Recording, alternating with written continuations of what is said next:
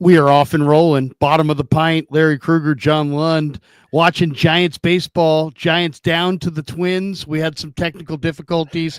I'll be honest, it was me. I didn't have the game on. It took me a while. Just bear with me. Let's go.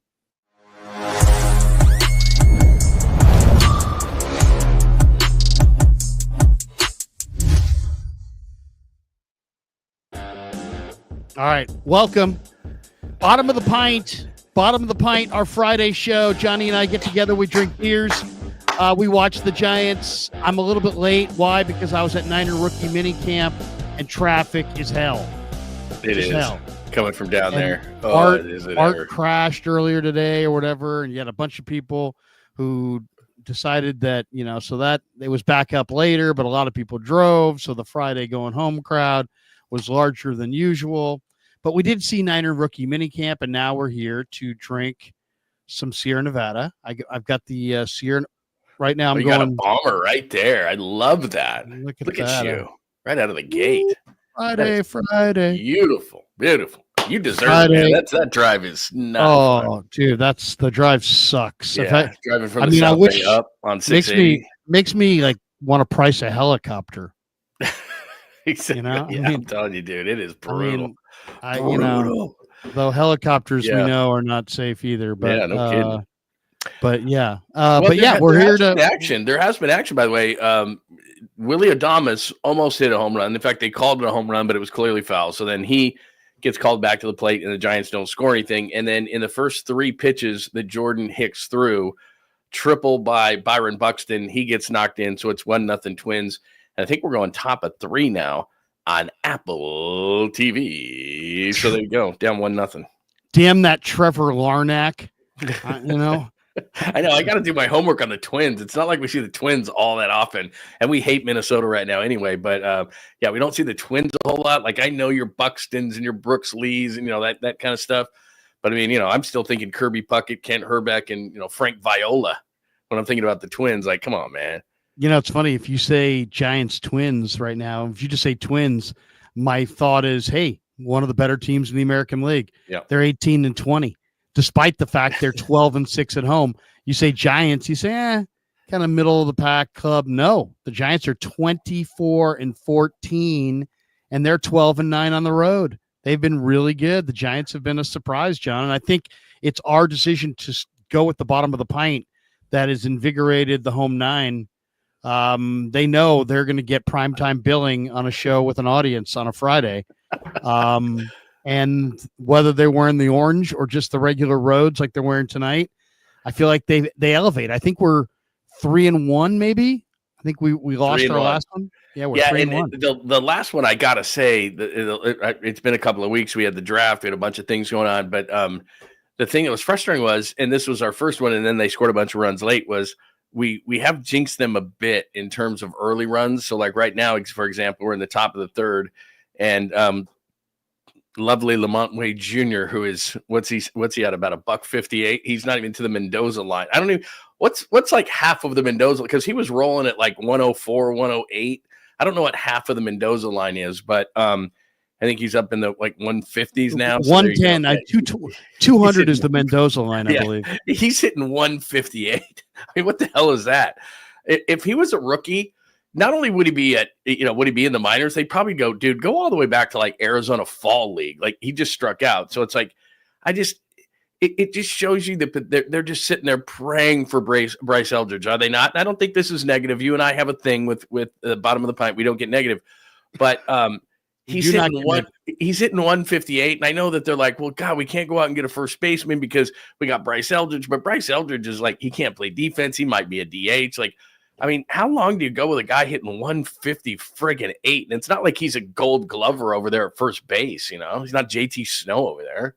I mean, you go to what? It's May the 9th. You can't go into your. That's what I'm saying. 6 weeks in, but you can't go to your wife and kids and say, guys, we're going to go on a great vacation 3 summers from now. That doesn't fly. No, man. That doesn't work. Try that one on Mother's Day. Hey, honey, kids, gather around. We're going on our dream vacation. Yes, Dad. Yes. When? 2029. That's a great call right there. Yeah. 2029. So you're right. So, I mean, I don't know what they do. I mean, Flores, do they put him there? I mean, can somebody like we're watching right now, Rafael Devers is like, I ain't playing first base. And it's like, hey, dude, we're paying you so much money. You're playing where we tell you're going to play. Like, can no one, and I'm not saying it's an easy position, but can no one pick up a first baseman's glove and it's got any kind of a stick? Like, they can't fit Matos in there on a regular basis. Now he's a little too short to play first, but can Ramos, like the log jam in the outfield? Nobody can play first base. I mean, my God. What's also disturbing is Bailey just can't hit a lick. And then you get both those guys in there, right? He just Cade swinging. Yeah. You get them back. We're not being negative. We're not being negative. No, it's just it's reality is when you have Lamont Wade Jr. and look, they're playing great baseball. They're a great team, but what starts to happen is, Krug, and you know this, you start to have expectations. So now there's expectations. Now you say, okay, you got a first baseman hitting 158. You know that you're not taking Bailey out of there because it's defense. And oh, by the way, Koss is up now, and with Fitzgerald's injury, you basically have 3 guys at the bottom of the lineup. So the other 6, I got to go get a beverage. That looks so good what you just said. But you're looking at look at that nice amber color right there. That's beautiful. That's a near perfect beer. You needed that too, right? Didn't you? After that drive? I did. Because you know how many times I don't even drink. Driven that drive so much. That's a terrible drive. I drank enough in college for the rest of my life. So I really seriously. I mean, it's funny. Gary used to be like, yeah, he fell asleep in a bush and threw up in a bag. And it's like, Gary, when you say that brings me back to my college days. And he'd be like, yes. Oh, he's the greatest, man. He was the best. Yeah. But yeah, I drank enough in college for, so I don't have to ever drink again, probably. But I'm not a drinker. I'm not like I wish I was. I mean, I feel like that's a vice. I wish I could. No, you're good. Honestly, I mean, but I mean, there's something really like, I mean, I'm not saying like my mom and dad's era where like my dad wasn't a big drinker either. He was Italian and German. We would have wine. He would have wine with dinner. But like, or maybe a beer in the summertime. If it was warm, he'd have a beer. But he wasn't like a big, like if he went out to like a cocktail party, he would have like scotch or something, right? Bourbon.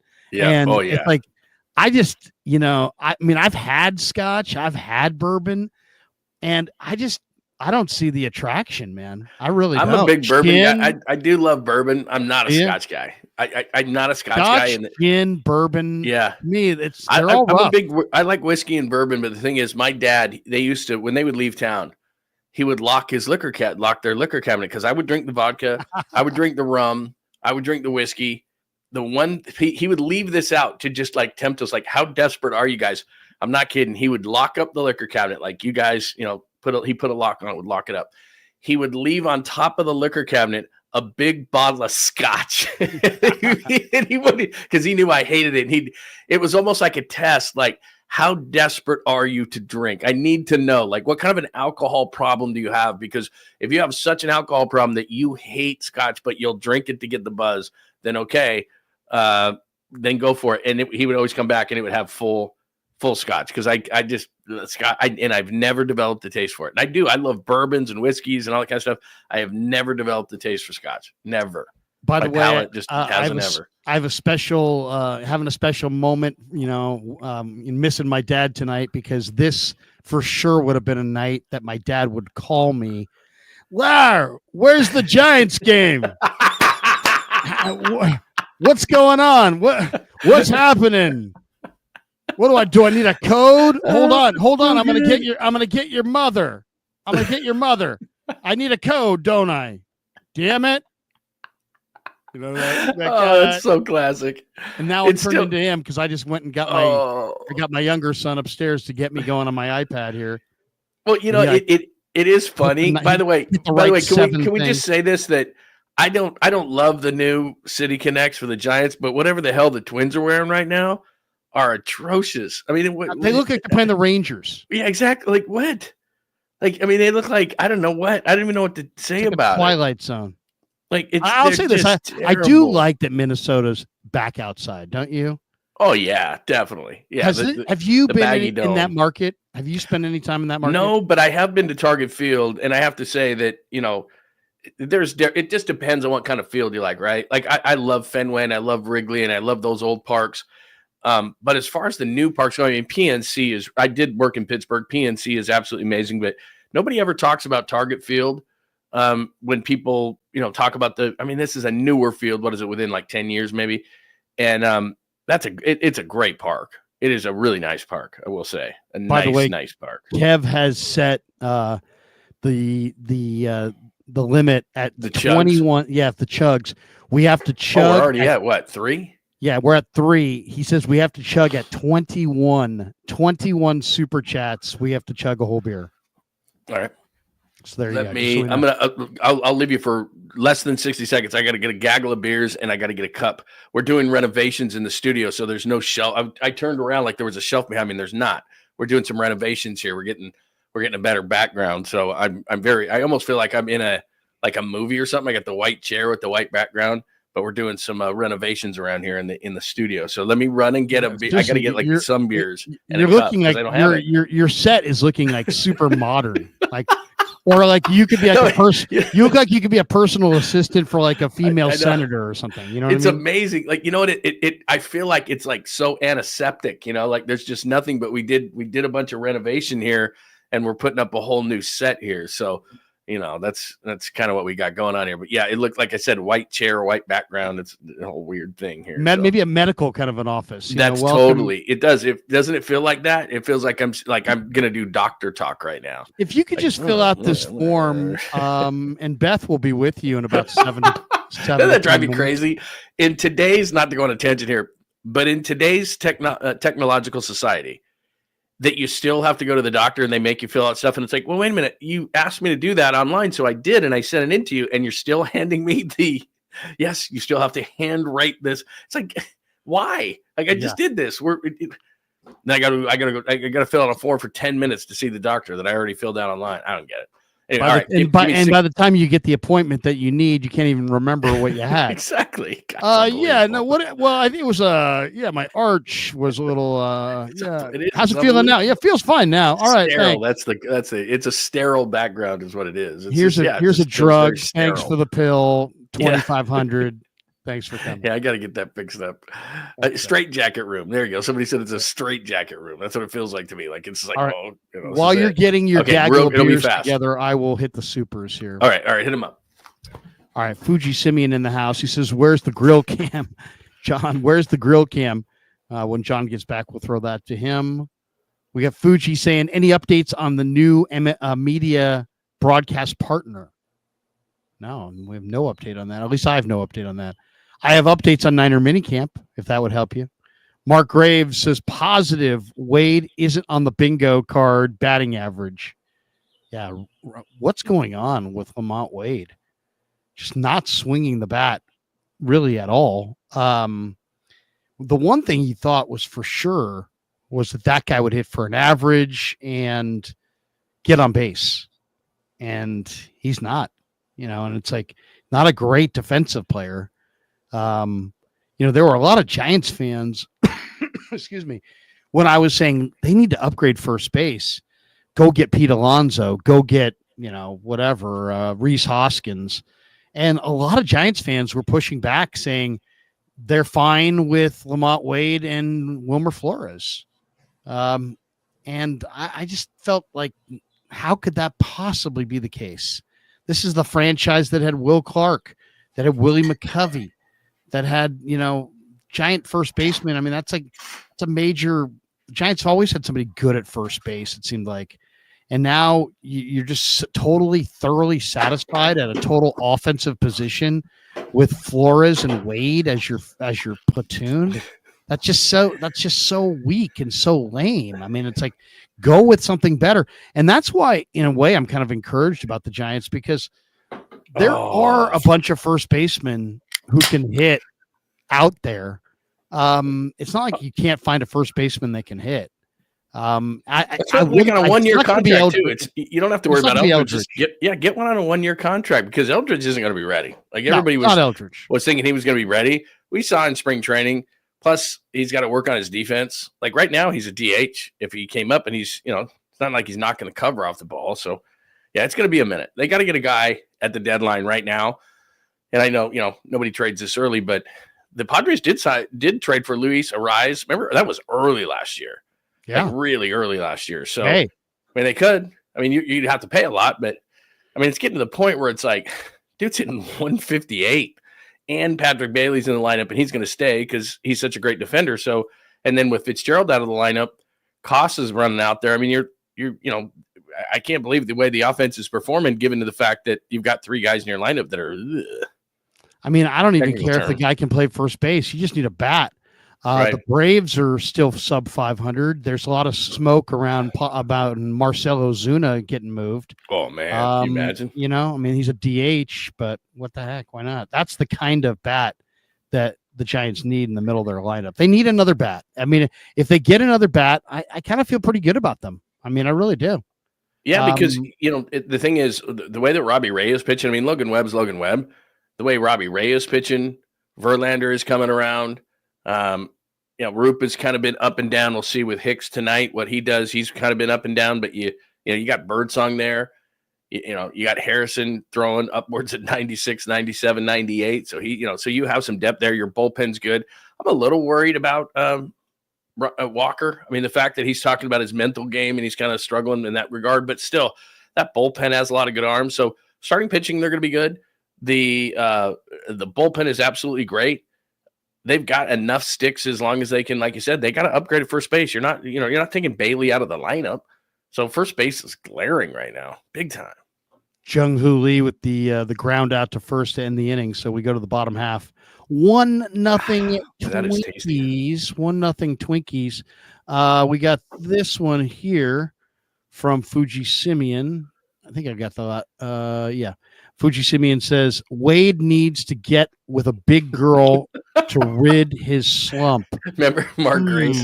Mark Grace with the old slump buster. Remember that one? Was that on the Jim Rome show? He talked about the slump buster. Yeah. Wow. Mark. Wow. You go back. It's Mark Grace on the Jim Rome show telling Jim Rome about slump busters, and if they would, if they get in these big slumps, they would try to find a big girl, and they called them slump busters, and that's what they did on the road. Hopefully, they were not, they were not then not married or had a girlfriend or something. Yeah, they would go out. I'm sure it was all very, very, very nice. It was they're and not to stereotype. Sure they are. They are in a Midwestern city. I mean, I bet you could find one. I mean, yes, I mean, pretty much you probably could find one. Maybe even more than one. I'm not suggesting more than one. I'm not. Come on, guys, get your head out of the gutter. Fuji Simeon says Goldschmidt is looking good. Is he? I haven't looked at his numbers. Does he have good numbers for the Yankees? I mean, somebody, but they're in contention. They're not going to get rid of him. I mean, you got to look at somebody. Like, do the Rockies have anybody? I mean, they're already out of it. I'll say this: I like McMahon, the infielder for the Rockies. Nice. Yeah, I mean, he can play second, he can play third, he probably could play a little first. Yeah. God, anybody but what Lamont is doing. Nothing against Lamont, but dude, like you said, you're 6 weeks into the year, man. I mean, if I guess they feel like they don't have another first baseman, and I understand that Bob wants to stay with veteran players, but it's not like he's that great anyway, right? It's not like, we're waiting for Lamont Wade Jr. because usually he's hitting 20 bombs and knocking in 80 runs. No, he's not. Like, even his upside is not all that great. So it's not like you're waiting on something to happen. Yeesh. It's really quite amazing if you look at it. The Giants are 10 games over 500, despite the fact that Bailey's hitting 192. Yeah. Wade's hitting 157. Chapman's hitting 218. Adames is hitting 227. Yeesh. I mean, thank God for Jung-Hoo, who's hitting 290. And Yastrzemski's off to the start. He's off to. Yaz is off to a good start. That's not normally the case. Flores has been off to a pretty good start. So, yeah. I mean, you've got some teams, the White Sox. Need some of their guys to come around. The White Sox stink. I mean, Cal's Andrew Vaughn. Like I said, I haven't looked at Vaughn, but they're 10-28. They're already out of it. Yeah, he's a good hitter. Miami's 14-22. They're already out of it. Pittsburgh's 12-26. They're already out of it. Colorado's 6-31. They're already out of it. So is there anybody on the, because the thing is, there's a few teams that you'd think, okay, they're probably out of it, but you just don't know. But I mean, the teams that I just rattled off, they're done. Like we're 6 weeks into the season, they're done. So you could call and just say, is there somebody? Because here's the thing about that. Yeah, Andrew Vaughn's hitting 190 and Luis Roberts hitting 189. So they have also Miguel Vargas, who's a good hitter from the Dodgers, who's playing first for them. He's hitting 215. Is that maybe a situation where you're just on such a bad team that you're just you're just kind of down? And if you went to another team, maybe you could start swinging the stick, because Andrew Vaughn is just way too good of a hitter to be hitting 190. Totally. I mean, just way too good of a hitter to be doing that. It just seems that Luis Roberts, same thing. Like, just seems to me that they're on the White Sox going, we suck so bad. And they would, a change of scenery for one of those two guys would be massive. Huge. To me, if you could make like one trade and get like a couple bats, like a Vaughn and a Vargas, or a Vaughn and a Robert or something like that, and then make one other trade and see if you could get that one, that one Sandy Alcantara or some good, rotation piece. I think that might be enough. I think it might be enough. I mean, the thing about the Giants is that the Dodgers and the Padres are really good. So those are definite playoff teams, but I think the Giants can be a playoff team. I don't think there's any doubt. I mean, at this point, I know we're 6 weeks in, but at some point you just stop saying small sample sizes, which is one of my least favorite terms anyway when it comes to sports. I mean, look, to me, the Giants are legit. If you just look at what they do from a pitching standpoint, they're good. Logan Webb, Robbie Ray, Verlander is going to be good enough. They've got depth in that rotation. The bullpen is one of the best bullpens in the league, and you can just see it. I know that Walker's struggling a little bit, but all of a sudden, Camilo Doval is starting to pitch really, really well, and Randy Rodriguez is legit. And they've got enough guys in that pen. The pen's going to hold up. I think the pitching's going to hold up. We always pray for 4 runs for the Giants at home, and they've shown the ability to score some runs. Now, part of that is Mike Yastrzemski, Jung-Hoo Lee. Can they keep those things up? I think they can, but like you said, you cannot have at the bottom of the order, and hopefully Tyler Fitzgerald gets back quickly, but you can't have at the bottom of the order right now and be sustainable Patrick Bailey, Lamont Wade Jr., and Koss at the bottom of that thing, because those guys at 7, 8, 9 are just they're giving you nothing. And especially in the Koss, okay, they'll get him replaced or whatever, but in Bailey's not going anywhere. So the Giants have to be having internal discussions about Lamont Wade Jr., right? I mean, it's early in the season, we get it, but at some point you're like, dude, it's been 6 weeks. 6 weeks. Like, if he was a younger player, he'd have been out of here a couple of weeks. Like, Matt Shaw was a big-time hot shot prospect for the Cubs this year, and they started him at third base. He was down in the minors like 3 weeks in, and they were like, okay, young player needs more seasoning. Like, at some point, when do you say, okay, Lamont, like, if we can't move you, which obviously we can't, you got to go down to Sacramento then and find your swing. Like, oh, you got a strain. No, I don't. No, you have a strain. Like, go work on it. They got to have somebody in AAA swinging the bat, right? Better than that.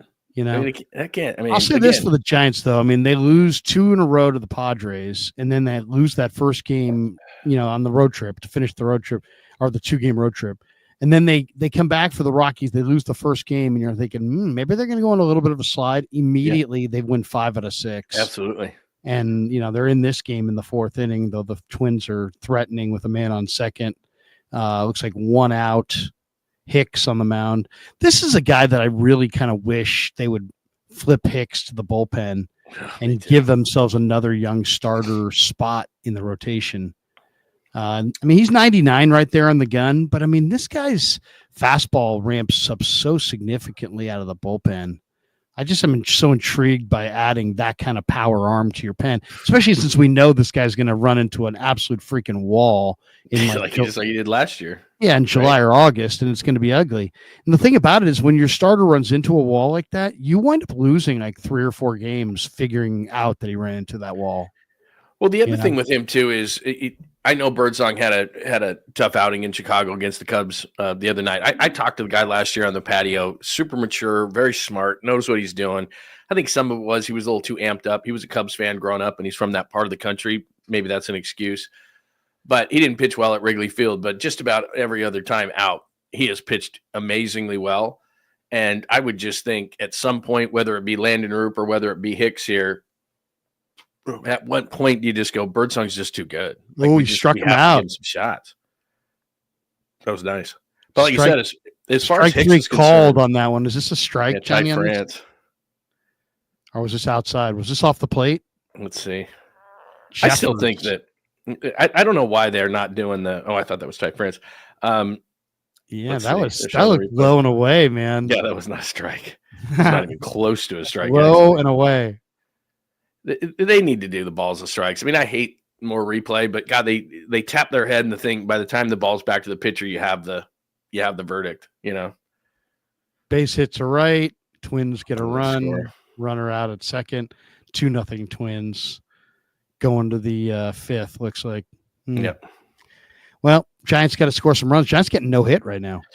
Yeah. the thing that's scary is about them is, you know, Yaz is playing above his head as far as hitting is concerned. We're not exactly sure on Jung Hoo Lee, but he's off to an amazing start.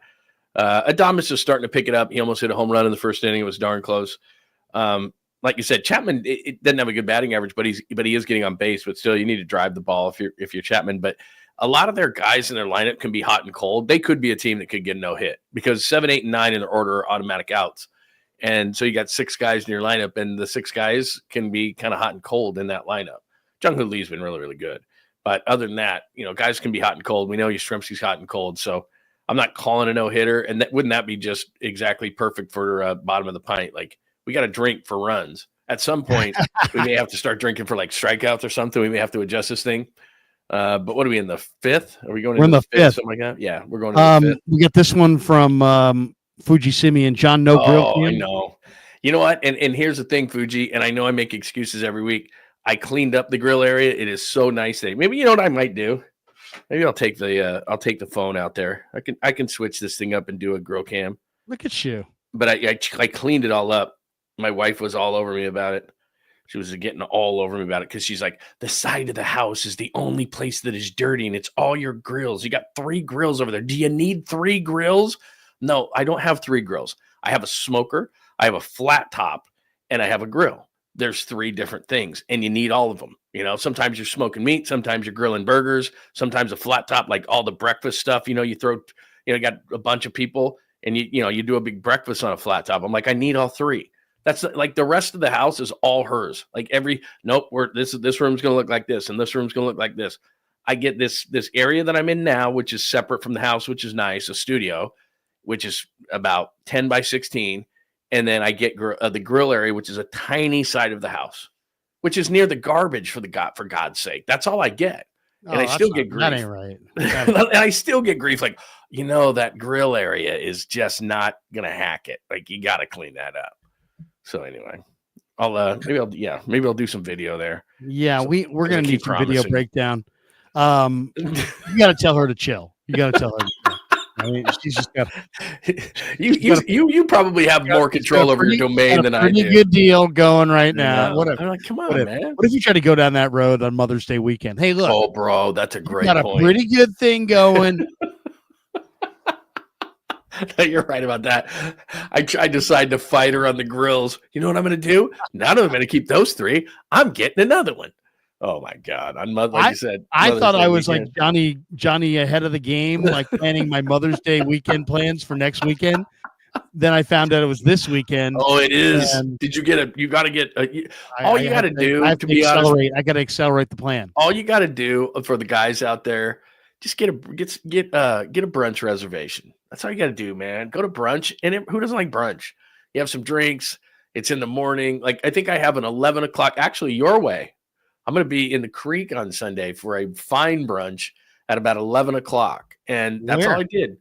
There's a place called it's called Main Street Kitchen in Walnut Creek. It's a great spot, great breakfast spot. But real good, and you get a reservation there, and you bring the kids or whatever. Get some flowers for Mother's Day. You know what I tried a couple years ago, and this was a really bad move on my part? My wife says to me, what are we doing for Mother's Day? I go, you're not my mother. that did not go over well. It is true, but it didn't go over well. All right, Wilmer Flores, by the way, up. You go with the gift. Do you wind up going with a gift that sends her on her way by herself? Oh, you know what I mean? Like, you like a massage or something like that? Spa day? Yeah, spa day. Like, all right, here's your day. See ya. That's a pick you pretty up good later, call by you. That's a pretty which good call by you. then that gives us a free Sunday to do whatever we want. As just have to worry Boy, about you picking her up. know what? You're a thinker. You're smart. By the way, Wilmer Flores just hit a rocket to short, but still no hits. I'm thinking about, I'm just going through some ideas. I'm a think tank. I'm a think tank. That's a really good idea. I would think, just off the top of my head, that she would probably rather get away. That she'd, spa day is a good call. I mean, I said brunch, but maybe your wife is. No, I'm thinking. No, this is what I'm thinking. I'm thinking we stayed on our wedding night. Yeah. At the Claremont. Mm-hmm. Okay. Giants being no hit through what, 6 now? Oh my God. Yeah. So Flores hit one hard, but it doesn't count. Go ahead. Sorry about that. I'm thinking maybe I go Claremont brunch and then some spa day. What do you think? Oh, that you'll be on top of the world. Yeah. It's a great call. It's hard to beat that. Well, I mean, Mother's Day is one of those things. Valentine's Day is like it. Birthdays are like it. You can just stay above water. You're not going to get major points. Just got to stay above water. And while it is true, and I tried this, take a nice controlled swing. Don't try to hit it out of the park. Right. Exactly. And I did try the whole. If people are thinking about this, I did try the whole. Hey, you're not my mother. That doesn't work. So if you wake up on Sunday and she says, "What are we doing today for Mother's Day?" and you say to her, "You're not my mother," it's not going to go over well. I'm just saying, one thing to do too is make sure the kids, they have cards or something. Make sure they're prepared, because again, especially if they're younger, she's going to look at you and go, why aren't there cards here? At the very least, why don't the kids have cards? Because that's up to you. And like I've got, me and you are in the same boat. I've got the one at college. He's not going to do anything. But then we have an 7th grader and a 9th grader, and they should have cards on their own, but they probably don't. So I have cards, and that's just a lot easier. Just hand them each a card. They're beyond the let's make a card thing. Hand them each a card. They have a card. You get some flowers. You go to brunch. Your money if you do a spa day like you just said. Yeah, you're good. Yeah. But you've got to do something for Mother's Day, even if she's not your mother, your wife, mother of your kids. You got to do something. You got to do something. It's gonna be it'll be a lonely night at the inn. Prophet says, Larry's draft crush, Boo Boo Bear Stewart, already causing problems. Oh, what did he do? Bengals. So I looked what it happened? up. Shamar Stewart has yet to sign his rookie contract with the so Bengals, he didn't show up, causing him to miss his first practice with the team. Why wouldn't he sign it? You don't even negotiate that. It's already slotted in. Like where you got picked is when you're getting paid. That agent almost, huh? Ooh, that's bad. That isn't a good start. Like Michael Crabtree kind of a start, right? Where it's like, I saw Mikael Williams today. Mikael Williams. Oh, was that? Yeah. It was a very interesting day for the 49ers. One, Curtis Rourke did not practice, but the offensive coordinator really likes Curtis Rourke. Clint Kubiak? Yeah. Or Clay Kubiak. Sorry, Clint Kubiak, Seattle. Clay Kubiak. Yeah. Clay Kubiak really he really talked him up yesterday. But there were some guys who opened eyes today. One, the Niners brought in Marcus Ware, the center. He's actually an offensive tackle. Montana State. You liked him. Yeah, I really liked him. He went undrafted, and I guess he went unsigned as an undrafted guy. Anyway, they brought him in today, and I thought he looked really good. Long arms. Did you talk to him? No, didn't you tell him what kind of crush you had on him? Yeah, no. You didn't have like a Willie Lampkin crush, but you had not Willie Lampkin. But I didn't have that kind of crush. I did identify him as an offensive lineman that I really like. Why? Because he at all the drills and the one-on-ones. I've watched a lot of those drills. I want to see a guy who can lock out and keep the defensive lineman at the end of his reach, if possible, for as long as possible, and stay centered and be able to move laterally without losing power and be able to anchor and fire his hands with violence. This guy does it, man. This guy does it. And he played right tackle at Montana State. And I don't think he's a tackle in the NFL. I think he's a center, but he looked good today. He really did. I remember a lot of people saying, I watched a piece on him. I don't remember who produced it. Might've been NFL, might've been online. I don't remember, but they told his whole story, and a lot of people had him as a center, so that's good. Liked him. Not liked ripping him Brendel, but come on, man, let's go. I'll give you a couple of guys though. Corey Kiner, the running back from Cincinnati, who was undrafted, who started at LSU, transferred because he wanted to be closer to home. He had a nice run today. I mean, both these running backs are built exactly the same, and they're both like thick shorter, thick backs who can run and cut and great contact balance. This guy, Corey Kiner, had a beautiful run today, and you can just tell. I mean, this guy's a good running back, man. I was they have a history of being able to do it, right? They have a history. I mean, don't take one in the third round, but free agent guys went under John and Kyle. By the way, 2-0 in the fifth, 1 out. Harrison Bader. I didn't even know he was playing for the Twins, and the Giants are being no hit. Carry on. Just wanted to update. Well, no, I mean Harrison Bader doesn't. I mean this Giants Twins game. It's like, how do we appreciate the Twins if we can't even see them in their actual uniforms? Exactly. It's throwing me off, man. I mean, maybe you should play this the charade of uniforms for when they play the A's or. It's just a horrible uniform. I don't like to complain about stuff all the time. But it's a horrible uniform. I mean, it's just a horrible uniform. Even then, he rips one to left. Uniforms should have some relation to your actual colors. I mean, the Twins are a navy and red, and they look like the Warriors. Like, this looks like a Warriors on. This looks like a Warriors off-season, get together batting practice or something, doesn't it? Yeah, I don't get it. I don't know why the designers couldn't be better. Should be better. But anyway, we complain about that. How did our guy Mikael Williams look? He looked big. I saw some video of him. He looked big, wearing 98. Yeah, he's a big boy. I mean, he's a big boy. He's big. He's athletic. He's got long arms. I think he's going to be really good against the run. I'll tell you what was amazing. I stood next to Alfred Williams. Alfred Williams. Oh my God.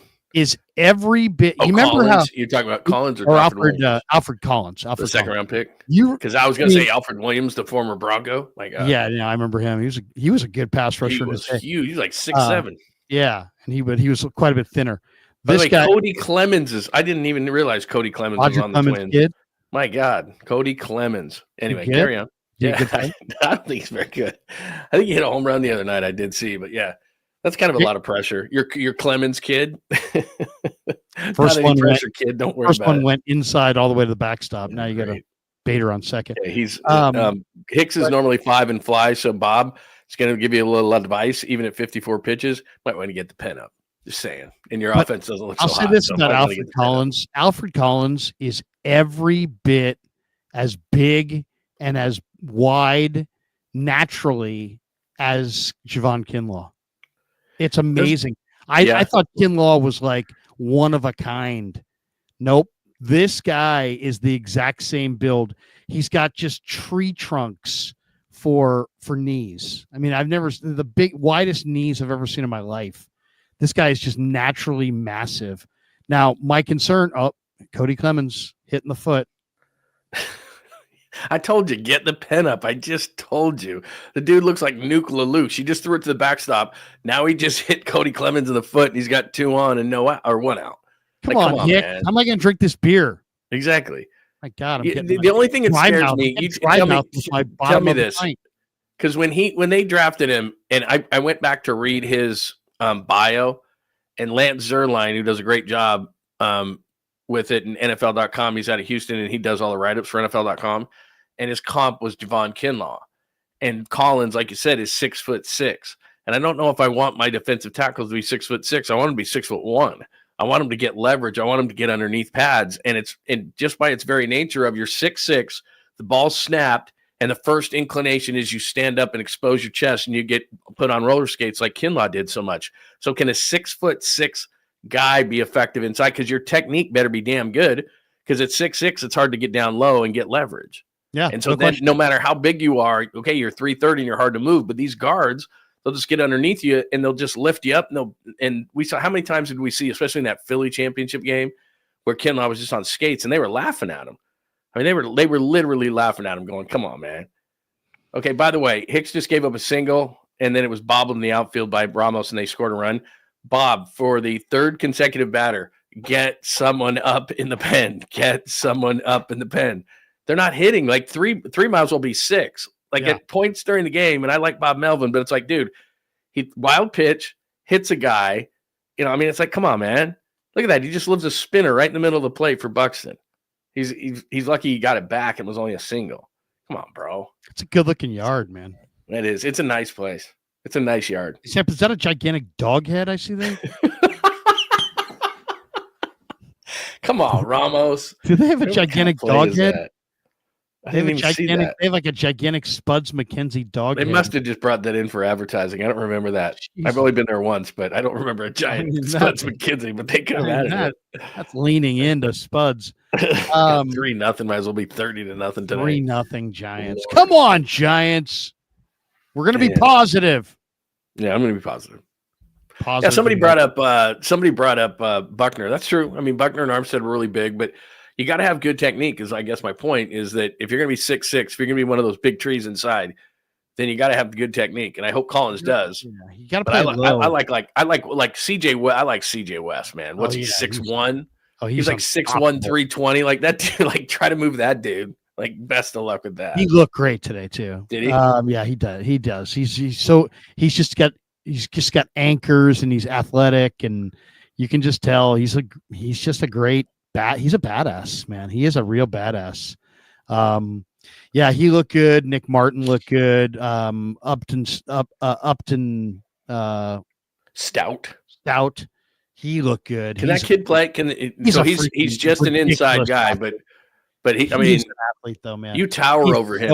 Can he play at his size? Can he be effective at his size? Oh, he's tough. I thought he looked good, but there was a couple guys though. Let me see here. Let me look at this. It was right down the middle. What's like the one pitch? The guy had a beef, but not that one. That was right in the corner. Very nice. Very nice. I had my list. They had here it is. So 3-0, by the way, if you just tuned in. 3-0, bottom of 5. Jordan Hicks is spinning it, and the Giants still do not have a hit. What if they throw a no-hitter when we're doing this? That would be bad. We'll have to really slam for the By the way, how many do we got? We got 9. What did Kevin set it at? 20? We need 20, and we'll chug one. And maybe that'll change their luck. Oh, pass ball. Come on, Bailey. Let's go. We'll hit a couple more of these. Where's my roster? Anyway, they did I have some notes, but they had some interesting guys today. Like I'll give you a couple of them that I thought were interesting. Well, first of all, CMC's looking good. Purdy's having a good off season. The quarterbacks all sound like they're looking pretty good. Today, to me, the guys today that really stood out, Corey Kiner, the running back, had an explosive run. The other guy was this Isaiah Nair, this receiver who's a rookie from Nebraska. This guy almost has to be seen to be believed.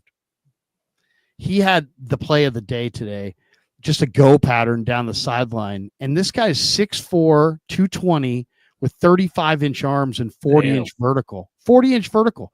And he runs 4.4 flat. And he goes down the sideline, and the quarterback, I forget who it was, maybe Mordecai, led him a little bit. So we got to see him kind of full throttle, open it up, and then full arm length, reach out for it. And this guy made this ridiculous catch. It was one of the biggest highlights I think I've seen in a long time. If you're 6'4", 220. Huge, fast, raw, long-armed receiver with 40-inch vertical. I was going to say, how about that? How about if that? You have all that stuff, then I was thinking you had stone hands, but that's nice that he makes that catch. By the way, the Giants get out of the inning finally, so we go to the top of the 6th, and they're down 3-0 with no hits. So let's get the supers going because we need to change the mojo here. I'm ready to chug a beer. I know. I've got a number of different varieties. I have the Anchor Hazy IPA. I got a Stella here. I don't even know what the hell this is. I got a I don't know what I got. It doesn't even say. It's an IPA though. I know that. It's very nice. Fuji says Jokic just came in dressed in the, I saw the that. Joker outfit. I did see that. He's a Fuji badass. says Twin City Connect represents Lakes of Minnesota. Yeah, and I understand that, but it's like it's blue with like stripes and yellow, and I'm thinking to myself, okay, if you were like this just in, there's all these really cool graphics that you could do. Like you don't have to do like this is not the 1950s. Like you could do really cool graphics on there and all sorts of lakes, and like if you're gonna do it, go for it. Like what's this? Like I don't know, man. There's all these great designers. Like what is Major League Baseball doing? It's just a bunch of interns doing this stuff because you look at these uniforms, you're like, man, that could be really like, okay, you're the land of 10,000 lakes. That could be really cool. Okay, like, so it could be really cool. If you want a winner, what you do is you take some retro uniform, from a bygone era, 70s, 80s, 60s, 70s, 80s, even 90s. And then you dress it up with a little bit of modern flair, same color scheme, and there you have it. Yeah. That's it.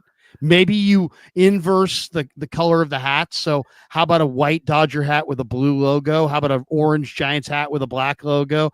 How about, you could mix it up. Lamont's 0-2, by the way.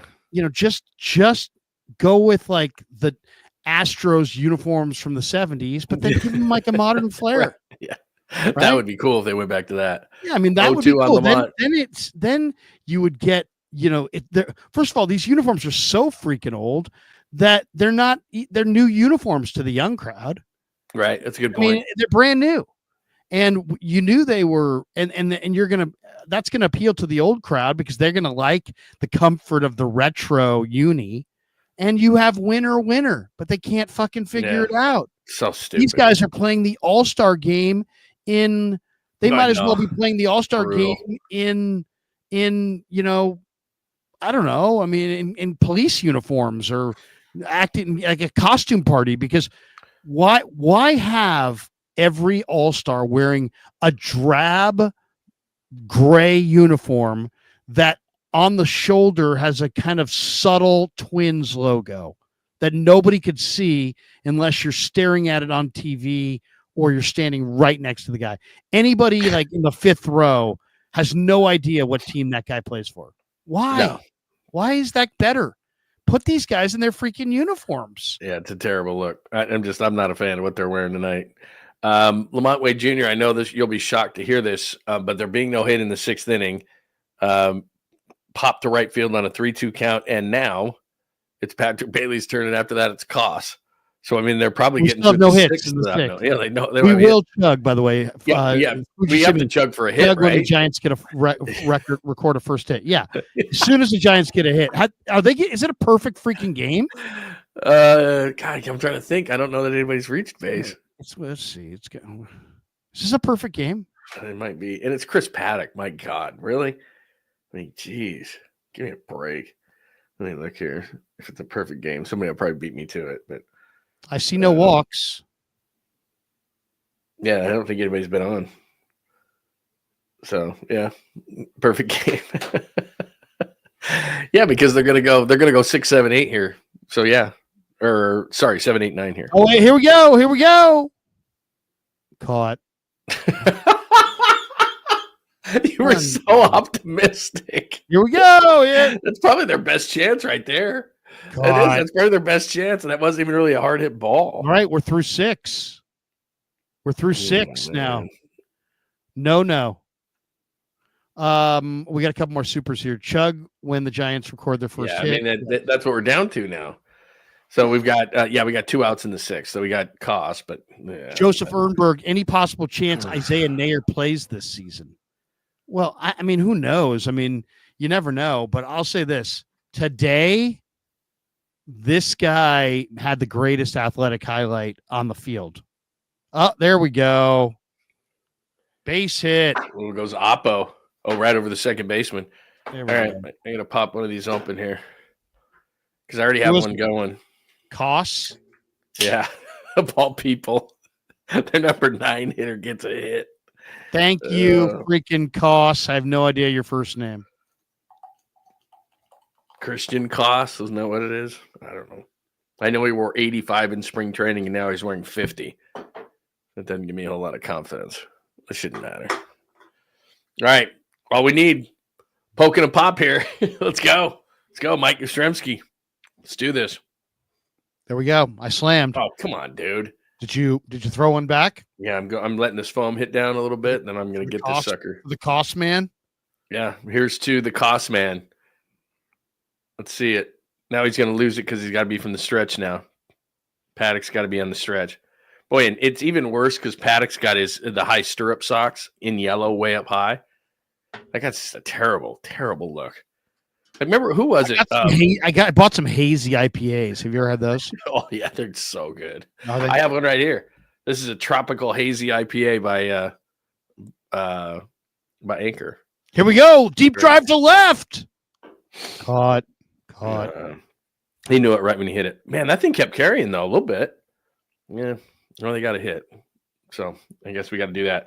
3 runs, 7 hits, no errors to 1, no runs, 1 hit. And we're going to the bottom of the 6th inning with the Twins, not dressed like the Twins, leading the Giants, who get their first hit. Back to you, Larry. Yeah, I do think Isaiah Nayer plays this season. I think I'll say this. I can't remember a guy that had all the traits that this guy has. And watching him, he's just a big, rangy, long-armed, fast receiver. I mean, he's raw. You know what made a nice play today was Tariq Owens. He made a nice dive, leaping grab. You know, my son had him on at the Super Bowl. Yeah, he looked improved. He looked improved. He's really slow. I mean, he's in the 4.7s, right? The guys though that look good to me out of nowhere was Marcus Ware, the interior offensive lineman from Montana State. Wasn't expecting to see him at this workout. He was there. I thought he looked good. The Niners also brought in James Burgess. He's from Alabama State, one of the HBCU schools. I saw him in the HBCU All-Star game. This guy is kind of an Ahkello Witherspoon body, right? He's big. He's like 6'3", 6'4". Witherspoon was big and long. He just didn't get it done with the Niners. This guy's really, really long. Today, I thought his mirroring skills were, John, I'm not even joking with you. I thought his mirroring skills today were awesome. I mean, it was like, oh my God. I was sitting there looking at this guy going, he is all over these receivers. And we're talking about a 6'3" corner. So I expect they would sign him. I mean, he looked great. I mean, he really did look good. The third guy is Steve Linton, the defensive end from Baylor. They listed him at 6'3", 248, but I'll tell you, the guy looked more like 270. I mean, he was big. He looked like a big kid. But if you're a defensive lineman, free agent defensive lineman, like undrafted, you come to the Niners. I mean, seriously, you come to the Niners. I might see if I can show you some highlights of this guy. This guy is really intriguing. Steve Linton. Have you ever heard of that guy? No. I mean, most people haven't, I don't think. He really is. He's like kind of a rangy edge rusher with long arms and a great first step. Deep drive. Is it fair or foul? Jeez, he ripped the hell out of that. Foul. It's foul. Lucky. Yeah, at any point, Bob, that you want to get somebody up for the 4th consecutive batter, that'd be great. Yeah, I mean, seriously, I know he's at what? Probably 70 pitches or something, but my God, he just. Are we playing a doubleheader at Coors Field tomorrow that I don't know about? What are we doing here? Plus, you're off an off day. Like, everybody's rested. I don't know. He just he's at 70 pitches, which I understand that, but you're down 3-0 with 1 hit. You can't give anything else up. You know. Let's see if I could find. And he doesn't look great. You got some video on this dude or what? Yeah, I got some video. I got a combine video, and then we'll show the combine video. Why not? Boy, that was so close. Look at that thing that just hangs. Well, right off of Bailey. Steve, how easy that is for him. Steve, look at you. You have this on. You have this in your computer. Look at you, man. No, I'm playing this actually. It's probably going to tag me. I get that all the time. Just clip that out. I'll have to clip that out here. Here he is at the combine, though. Now, here's this little drill. The umpire got it in the face, too, there. Wow. Pretty athletic guy. Well, he does look long. Oh, he looks is. really long. Let's see if we can find a better highlight. Looks taller than 6'3". Yeah. You know what I mean? On his bend there. Let's see if I can get a better highlight, because he We're not missing anything in the game, by the way. The ump got whacked. Looked like Bailey got hit, but the ump got whacked. Yeah, I mean, he got dead.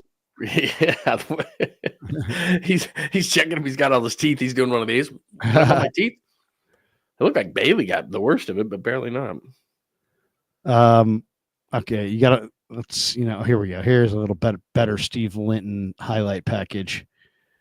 I think you guys will like this. Make sure the sound is down. Here he is from Baylor. Is that him right there? 10? Yeah, he's pretty beastly, man. Look at that guy. That was like a Jadeveon Clowney one right there. This guy's this guy plays pretty fast. Dude, if I was an undrafted free agent and I was a defensive lineman, I'd come to the Niners. See, they'd list him at 6'4", 242. That's what he looks like. He doesn't look 6'3". He looks long, dude. Look at that. Yeah, but do you think he looks 240? No, he looks thin. No, he looks a little bigger than me. Today, but he's tall. Bigger. I mean, he's not. Yeah. I mean, 6'3", 6'4", but I mean, still, I would say he looks about 6'4", low 260s. That's what he looks to me. But either way, I mean, look at the long arms, though. Fast. Yeah, and look at the speed and the closing ability. Now here he comes blitzing off the edge. Look at the speed on the full run up. See, but that's what the Niners do. I mean, when you're going wide 9, then you get a run up, kind of like that. Steve Linton. Here he is on the line of scrimmage, setting the edge. Throw that guy away and make the play. See, if you're going to make the Niners, you better be able to do that. Disruptive snap quickness to make plays in the backfield. Length, speed, potential will be intoxicating. He looks more than 6'3". I mean, that's what they listen about, 6'3". Yeah, 6'3" or 6'4". He looks long. Interesting guy. He looked really, really good today. Running around out there. I mean, it's like you can see because certain guys stand out, and he absolutely stood out. Corey Kiner stood out. This Jordan Watkins looked pretty good. The receiver. A lot of people banged on the Niners. Pick. No, I like that pick. I think people are wrong. He's not a return guy, but you know what?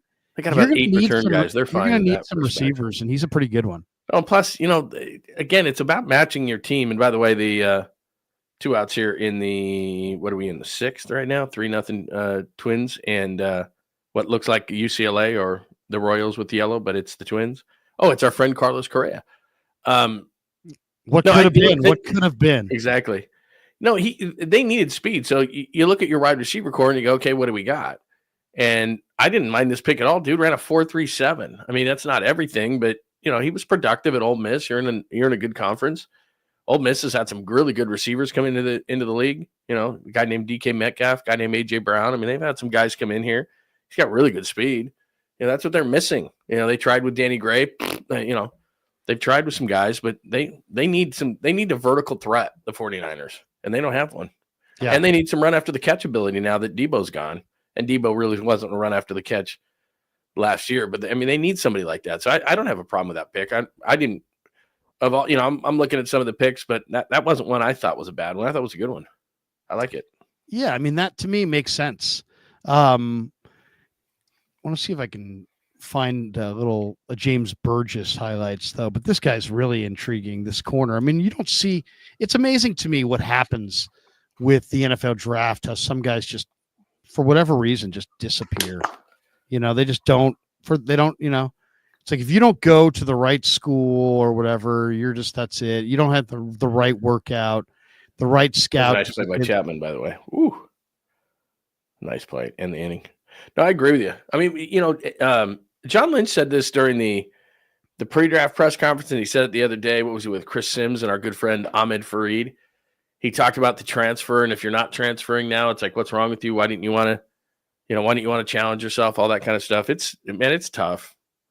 But although I will say the transfer portal makes it so that let's say a guy dominates and then he has to learn a whole new playbook, it does say that, can he come in? Can he change? Can he still be effective on this team? Like, I actually think it gives the NFL scouts a little bit more to work with. Look at this guy right here, James Burgess, John. This is the corner from Alabama State. That's a big dude, huh? You say he's 6'3"? 6'3.5", something like that. That's some Apple phone cam right there. Yeah.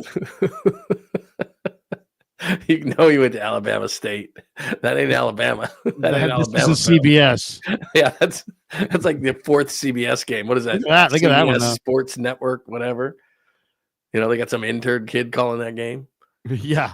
I mean, seriously, that's some iPhone work. Can't see the quarterback. Here we go. Man. Oh, look at that. It's a hell of a pick. Dude, if you're 6'3", though, I remember Seattle had those guys. I mean, Browner was 6'3", Tariq Woolen, Reek. He's 6. I mean, you get guys like that who, if they've got movement skills, 6. I mean, you're long, man. Okay, Willie Adamas, let's go. Get some runs on the board. This is ridiculous. 3-0, 3-0 Twinkies. Plus, Paddock's only thrown 59 pitches. We're in the 7th inning. They're not even working him. Willie Adamas work. Gigantic. Oh, that was a hanger. Come on, bro. Hanger. I popped out. Jeffers makes the catch. God, their best scoring chance was Adamas hit a foul home. They originally called it a home run in the first inning, and then they called it back. That's as close as they've gotten. Okay, so you never lived in Minneapolis. So some of my friends who I know who live there have like these killer decks that have these electronic bug screens that like cover the entire screen. And when I first saw it, I thought cool, and then I thought, no, that ain't cool. And then that means you got, it's gigantic, dude. Everything everywhere. I lived in. What's the worst bug city you've lived in? God. Oh, by far, I got a great story. First of all, I lived in Detroit, and it's awful, and it's kind of like there. But I lived in Dallas, and we had a beautiful house there and everything. And I came home early, and my wife at the time, she was going to be back the next day, and I'm so stupid. I had forgotten my keys. She had my keys, so I couldn't get in the house. But I thought, you know what? I got to be at work tomorrow. I got to do a show in the morning. I'll just sleep outside in the back because we had like lounge chairs and stuff, and it was late. It was like 1 a.m, and I got up at like 6 or 7 anyway. So I'm like, I'll just sleep back here for 4 or 5 hours. I'll jump in the pool, which is disgusting, but still, I'll jump in the pool. I got my luggage with me, put a little stick, throw on something, throw on a hat. I'll be fine. Dude, I laid outside in Dallas in the summer. I got just absolutely crushed by bugs, so much so that I called and I said I couldn't come into work. They bit like the inside of my ears, mosquitoes, like inside of my ears. I was mosquitoes head to toe with mosquito bites inside my ears, like everywhere, all over my arms. They crushed me in the middle of the night. What did it feel like? Me. Well, at the time, you're passed out, so I didn't even really notice. Like every once in a while, you'd like kind of hit your ear, like But seriously, I woke up with hundreds of mosquito bites on myself. It was because of the humidity and everything. It was brutal, just brutal. And it was like, and I told people about, I told the story on the air, and people were just like, "Are you a freaking moron?" And I had lived in Dallas at the time, like 6 months. I don't know. So I'm like, I don't want to break the window. What did you not do that you should have done? Well, I could have just broken a window and been in my house, but I didn't really want to do that. We probably had some spray or something in the backyard. We had suntan oil. You have a basket with stuff in it, And I just was like, it's 1 a.m. I'm exhausted. I've been traveling all day. I'm going to sleep for 4 hours, in my backyard. I'll just jump on and I'll grab a blanket or something. I'll go on the, lounge chair back here. I'll just sleep for 4 hours or go into work. Hey, look at this. Look at this. There we go. Get out. Chapman. Good night. Here we go. Solo job. Solo job. That's all right. We'll take it. We'll take a solo job. So what do you got? 3-1 here. And our second hit, 418 feet at 107.5 mph. There we go. We go get my hazy IPAs out of the fridge. Right. I gotta pour some in here. Let's go. All right, everybody, raise one up to Matt Chapman. We took a drink for the hit. And now they're down 3-1 in the 7th inning. Bottom of the pint. John Lund, Larry Kruger, thanks for joining us. Maybe this will jumpstart things. I mean, for the love of God, it's Chris Paddock. It's not like It's not like Nolan Ryan's on the mound here. It's not like Frank Viola's on the mound here. Give me a Burt Blyleven. Give me a Twins pitcher. Ryan obviously wasn't. Blyleven, Viola. Come on. Let's go. Come on, Wilmer. All right. Cheers.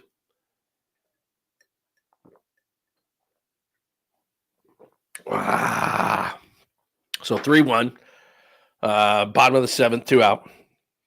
Come on, Wilmer. Roll it, man. Let's make this interesting. At least get within a run here. Let's go. I just can't get over this Twins things. Plus, Paddock's got like these big yellow stirrups. I think they don't match anything. You didn't know who they were playing. Unbelievable. It's terrible. Man. All right, Wilmer, let's do this. Let's see what you got. Yeah. All right. People are probably ahead of me on this whole thing. They probably know. Yeah, they're making Paddock look like Cy Young out here. I know. It's ridiculous. Like, dude, for his career, I'm not looking it up, but he's probably like high 4s maybe for his career, mid 4s for his career. I mean, come on.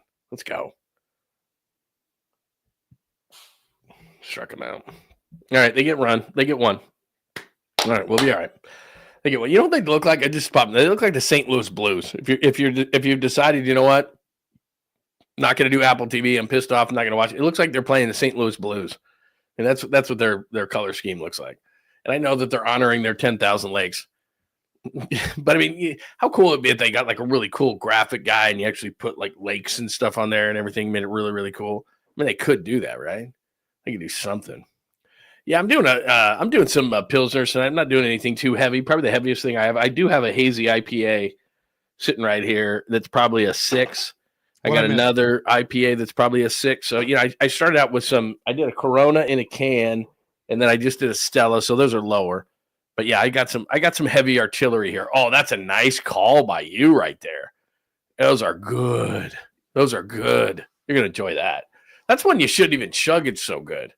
Like really, it would almost be it would be a shame to probably, to chug that IPA, that hazy IPA you got right there. The entire show is a shame. The entire the whole thing, the entire night is a shame.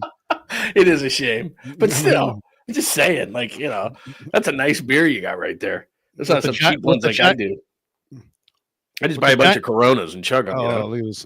The foam's gone over. Run over. That's all right. Wilmer Flores didn't do us any favors while you were gone. He struck out. So 3-1.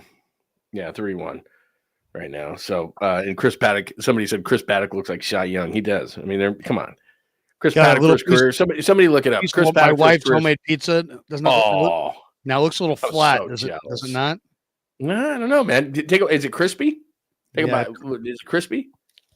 Yeah, it's got some, got a little crisp to it. Was it just cheese? What'd you have on it? Oh yeah, I don't want to get you in trouble. It's just mushrooms and nothing good. You know what? You're gonna get in trouble, man. It's a total hell. Even if your wife's cookies bad, you got to say it's great. Oh yeah, it's great. Yeah, I love it. It's amazing. It's the greatest pizza I've ever had. Oh, she's trying to keep you healthy, so she's put like vegetables only. It's a veggie only pizza. Oh no, this is not even for me. I stole this. This is from my sons. My dinner is. Whatever you get, whatever you walk in. I'm getting a tuna salad. Yeah, that's no good. That's not good. That is no good. Let's see. I'm trying to look. All right. Sorry, I was just trying to catch up on seeing what's going on here. Okay. Finally. Oh, Kyle Harrison. Okay, this will be good. I have not seen Kyle Harrison pitch since he came back up. Well, he is gassing it, man. It's throwing hard. 95 right out of the gate. So, I've always thought just because Harrison really only has 2 effective pitches, and the arm angle is, a little bit like Bumgarner, and even if he's throwing 95 to batters, it seems like 97, 98. I think Harrison's long-term future might be in the pen because he can be really like if he could go balls out for a couple innings or an inning, he'd be really tough. Because he could probably, if he was a reliever or a short inning reliever. He could probably hump it up there close to 100. Like if he's throwing 95, 96 right now, he could probably go 97, 98. I mean, and with that deceptive delivery, then that's bringing it. That's a great call. If he had the command, I'll tell you Yeah, that's a good call. I'll tell you who he reminds me of. He reminds me of Kevin Rogers. The Giants had a lefty in 1993 named Kevin Rogers who threw smoke at the time. Not this hard, but, he threw 95. Lefty, power lefty. And they used him like not as a closer, not as an eighth inning guy, more of like a sixth inning, seventh inning guy. Right. Dusty had him in his pen with Mike Jackson, Dave Burba, Jeff Brantley, Brian Hickerson, and the closer was Rod Beck. Well, you had they're having a hard time picking him up. I mean, that was I missed what that last pitch was, but you could just tell by the swing that they missed that. He just wasn't picking it up, and that's what I mean. Is I like Kyle Harrison, and hopefully he can be an effective starter. But man, he doesn't have the repertoire of pitches, and he can be hard to pick up. He's nasty. He's throwing really hard. He could be a good short inning guy. I mean, or he could be trade bait right now. Incredible trade bait. He's jacked right now. He might be incredible trade bait. That's a good call. They need a first baseman so badly. They need a hitter. Yeah, that's a good call. This guy's young. He's talented. He's got the pedigree. I don't know though. I kind of like him in the bullpen. Also, I don't like trading young lefties who throw this hard. Yeah, as a rule. Yeah, I mean, I think he's going to be good. I don't know, man. It seems like, as a starter, he just doesn't have enough. But I mean, like right now, his first couple weren't good to Bader. But I mean, come on, man. Challenge Harrison Bader. He didn't do anything to you. But I mean, it just seems like guys don't pick him up. And if he can do short inning stints and he's throwing this hard, it's like, if he can just let it loose and guys have a hard time picking it up, even for him, 95, 96 probably seems like high 90s, just the way that, I mean, you can just see it the way hitters react. Like, damn, where's that ball coming from? I wish Harrison would trust his stuff a little bit more. I mean, just put it over the plate. I mean, he just trusted his stuff on the last pitch, but I mean, he nibbles too much. Well, especially against a guy like this. I mean, Harrison Bader is not threatening. He's throwing 96 miles an hour. Stop nibbling. Yeah, and he's behind. I mean, it's 3-2 right now, but that last pitch, I mean, Bader was behind it. Like, just challenge the dude. By the way, while you were gone, I figured it out. They look like the St. Louis Blues. I mean, it's just like it's so ridiculous the way they look. This color combination is not working. And if you wanted to do the land of 10,000 lakes, man, you could do these cool graphics and like, come on, let's go. All right, Kyle. Somebody told me it's a great place to live. Minnesota, St. Paul. Thanks. Snow's like 5,000 feet every winter. Too cold. That's not for me. Oh, come on. That's right down the pipe. Jesus, he got squeezed. Challenge it. See, they got to have the challenge. I mean, come on. That's a strike. It's right down. You know why Bader took that pitch? Because he just knew there was nothing he could do with it. Like, he's like, that pitch? What, are you kidding? No way. Come on, throw that again. Right down the middle. God. I will say, I mean, I'm not listening to the game. I'm just watching it. So I know a lot of people get pissed off because it's not Krueg and Kipe. But the one thing is, I want to, like, a pitch like that on a 3-2, like, you got to show the replay on that, man. We're getting close to our 21 super. Oh, very nice. Fuji Simeon says, Chug for the first American Pope from Chicago. He's a White Sox fan. How about that? That's a good call. That's a great call, by the way. How have we gone this long? No American Pope. It's amazing. I don't want to get into politics, but I'm shocked they elected an American anything. Oh, he stole second off Bailey. We got this one from Christian Sanchez. Larry, thank you for getting into baseball. I wasn't a fan at all. Now I can't stop watching. Salute from Las Vegas. Where do you live in Las Vegas, Salute? I have some friends in Las Vegas. No, he's Summerlin's nice. Henderson's nice. His name's Christian. His name's Christian. He's saying salute is like salute. I get you. Cheers. Yeah. Yeah, I got you. Christian Sanchez. Oh, yeah. I got you. I mean, he's in Vegas, right? He's in Vegas. I was in Vegas like 2 weeks ago. Were you? It's so amazing. I mean, it's just, it's fantasy land. How many days were you there for? We were there for 3 days, which was too much. And you know what's funny? Paulie Mack was there at the same time. I didn't even know it. And then Crow, and I was like, he was the old program director of KBR, and I had lunch with him, and he goes, "Yeah, I just had lunch with Paulie Mack." I go, "Where's he at?" And he goes, "He's down on the Strip." I go, "I'm down on the Strip." Like, where the hell is he? He was down there seeing Dead and Company. We were just down there because my wife had something going on, and so we went out. I didn't even realize Vegas had suburbs. I know they had Henderson. What's Vegas weather like right now? It's hot this week, but when we went there, it was like in the mid 70s. Mm-hmm. We go and visit some friends, and it's pretty amazing down there. Like now, like I've probably been to Vegas 50 times. Yeah. It was like maybe the second time I've been off the strip. And the only reason why I went off the strip the first time was during the Super Bowl, and I had to go out to the Niners headquarters or the hotel to pick up my media passes. That's the only time I've ever been to Vegas and not been on the strip. But it's nice, man. They got some stuff going on. Yeah. Did you guys go out to dinner? Any spots? Oh yeah. Like when we went to. I don't know if I told you this, but one of our Kev and I during football season started doing a Wednesday night call-in show. Oh, nice. And the call-in shows are the best, right? You get people calling in. Big Mo Easy called in from Vegas, right? And Big Mo's like, man, if the Niners go to the Super Bowl, it's in Vegas, I'm going to take you guys out. We're like, that's right. If the Niners make it to the Super Bowl, we're coming out, Big Mo. We get out there. Niners make the Super Bowl, as you know. By the way, you go to Vegas. Lewis. Nice job. Yeah, go ahead. Sorry. Didn't mean to break it up. No, that's all right. And Big Mo Easy gets us a reservation Super Bowl week at the Golden Steer Steakhouse. Oh, yeah. In Vegas. That's a great which spot. Is like classic old Vegas steakhouse. Amazing Caesar salad, amazing steaks, amazing prime rib. Cherry's Jubilee. I mean, the whole did it up fat, huge dinner. Me, him, Kev covered the entire thing. Come on, are you serious? Big Mo's like, I'm. Now, did he tell you? Did he tell you before or after he was going to cover it? Because the thing is like he told me he was covering it the entire time, and then when that's nice. When we got did you there, take advantage of it, or you're like, okay, I'm going to be cool and not. Well, because I said, he's like, Big Mo wanted to go big. I mean, he wanted to order everything. Remember, I got one for you. I got a Super Bowl one for you too.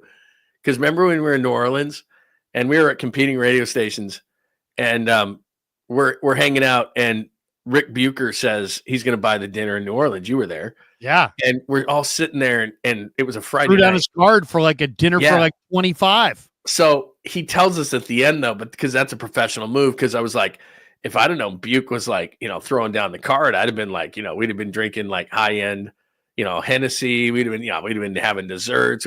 He did a smart thing. He goes, yeah, I got everybody. But what was so funny about it was the rest of us went out on the town in New Orleans, and Rick went to get tailored suits done in his hotel room. And we're like, where are you going? He's like, I'm getting tailored suits done. We're like, get out of here. Bottom of 7, by the way. What's he doing now? Yeah, I know he works for radio. Fox. Was not his thing, man. No, it was not. He's a good guy. I don't mind. He is a good guy. He's a really good guy. But I remember we were in a meeting one time, and he missed. Very good guest.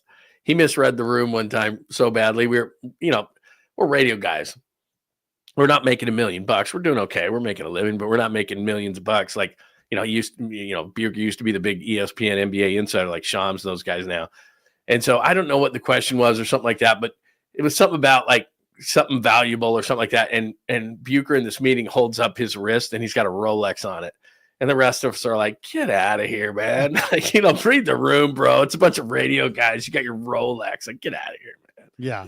Anyway, yeah. But that was extraordinarily cool, because that was probably a $2,200 bill, something like that. Well, there was 25 of us. Oh my God. Are you serious? I didn't know that. Oh, well, it was the entire 95.7 The Game station. Oh, that's right. Townie. Oh, yeah. A little Townie there. Craig, you. Oh, yeah. That thing. Oh, that thing was insane. You're right. Had to be we were in New Orleans. We're drinking. I mean, it was it was not cheap. There's no doubt. Yeah, it was not cheap. Yeah, that was a good time. Yeah, we've been to a lot of Super Bowls. God, Vegas was. I got to be honest, man. I'm sure they'll bring it back there. Vegas nailed it. I mean, that's a party town. That's a convention town. They know what they're doing. That was. I loved it. Man. I loved it. It was cold. It was cold. I'll say that. Yeah, that was weird, wasn't it? That week. It was not good weather. Kind of cold too. That's like it was like 40 all day. So it's like you needed a jacket no matter where you went outside. But we went to Damon Bruce is like, hey man, my buddy Stefan's going to take us to dinner at the W inside the Wynn Hotel, which is like the steakhouse, Yeah. right? Good call. And so it was me and Kev and Damon and this guy Stefano and this other guy. And that place was unbelievable. I mean, it was one of the greatest dinners we have ever had. It was just Vegas. Vegas is just, Yeah, it's no joke. it's fun. I mean, there's no doubt. I mean, you know what's amazing about it is like at night it feels like it's New York. New York, like Vegas, it's so big and there's so many good restaurants and so much good stuff. And then like you wake up in the morning and you open up your curtains and like you're in the middle of the desert and there's a city and then there's nothing. I mean, they do have suburbs. Like I said, I was out there, but it's so funny because you're in New York or whatever, or San Francisco, and it's like buildings and buildings and buildings. And then you're in Vegas and it's like, you feel like you're at the epicenter of everything in the universe and you wake up and you're in the middle of a desert. It's just the wildest thing ever, man. Oh, I know. It is because the food and the, you know what I mean? And the entertainment and the things that are there. And then you're like, you drive 3 miles out of town and you're in the middle of nowhere, man. It's wild. Oh, Fuji Simeon says almost 40 games in. What are your grades for the Giants? Good call, because that's your quarter poll, right? Yeah, I mean, I'm giving the Giants a freaking A. I mean, no doubt. They're hanging around. They're playing good ball. They're battling back in this there you thing. Go.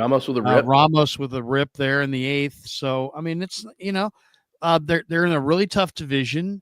They're I would have liked to have seen the Giants spend more money on their team this year, but whatever.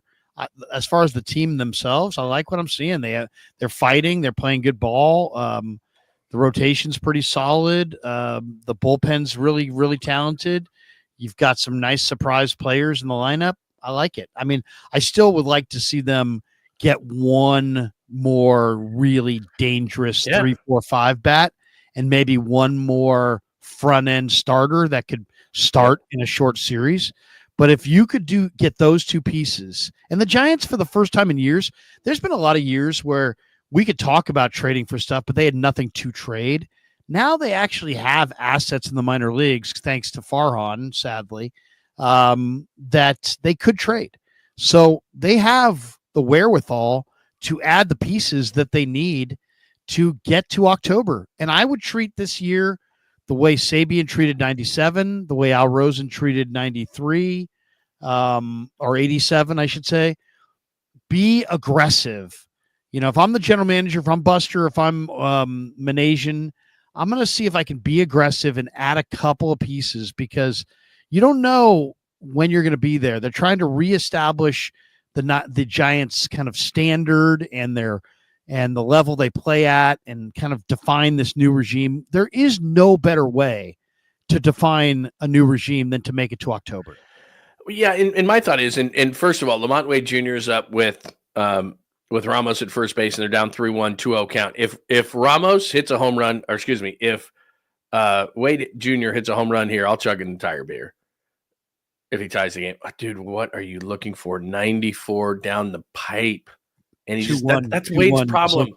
That's Wade's problem in a nutshell, right there. He's a low ball guy. Though. He wants to fire the hands low, and that was a little. It's a 2-1 pitch, and it's right there. Like, dude, that's the best pitch you're gonna see. He's not even like most lefties are down and in. Yeah, he's just down and center because you're right.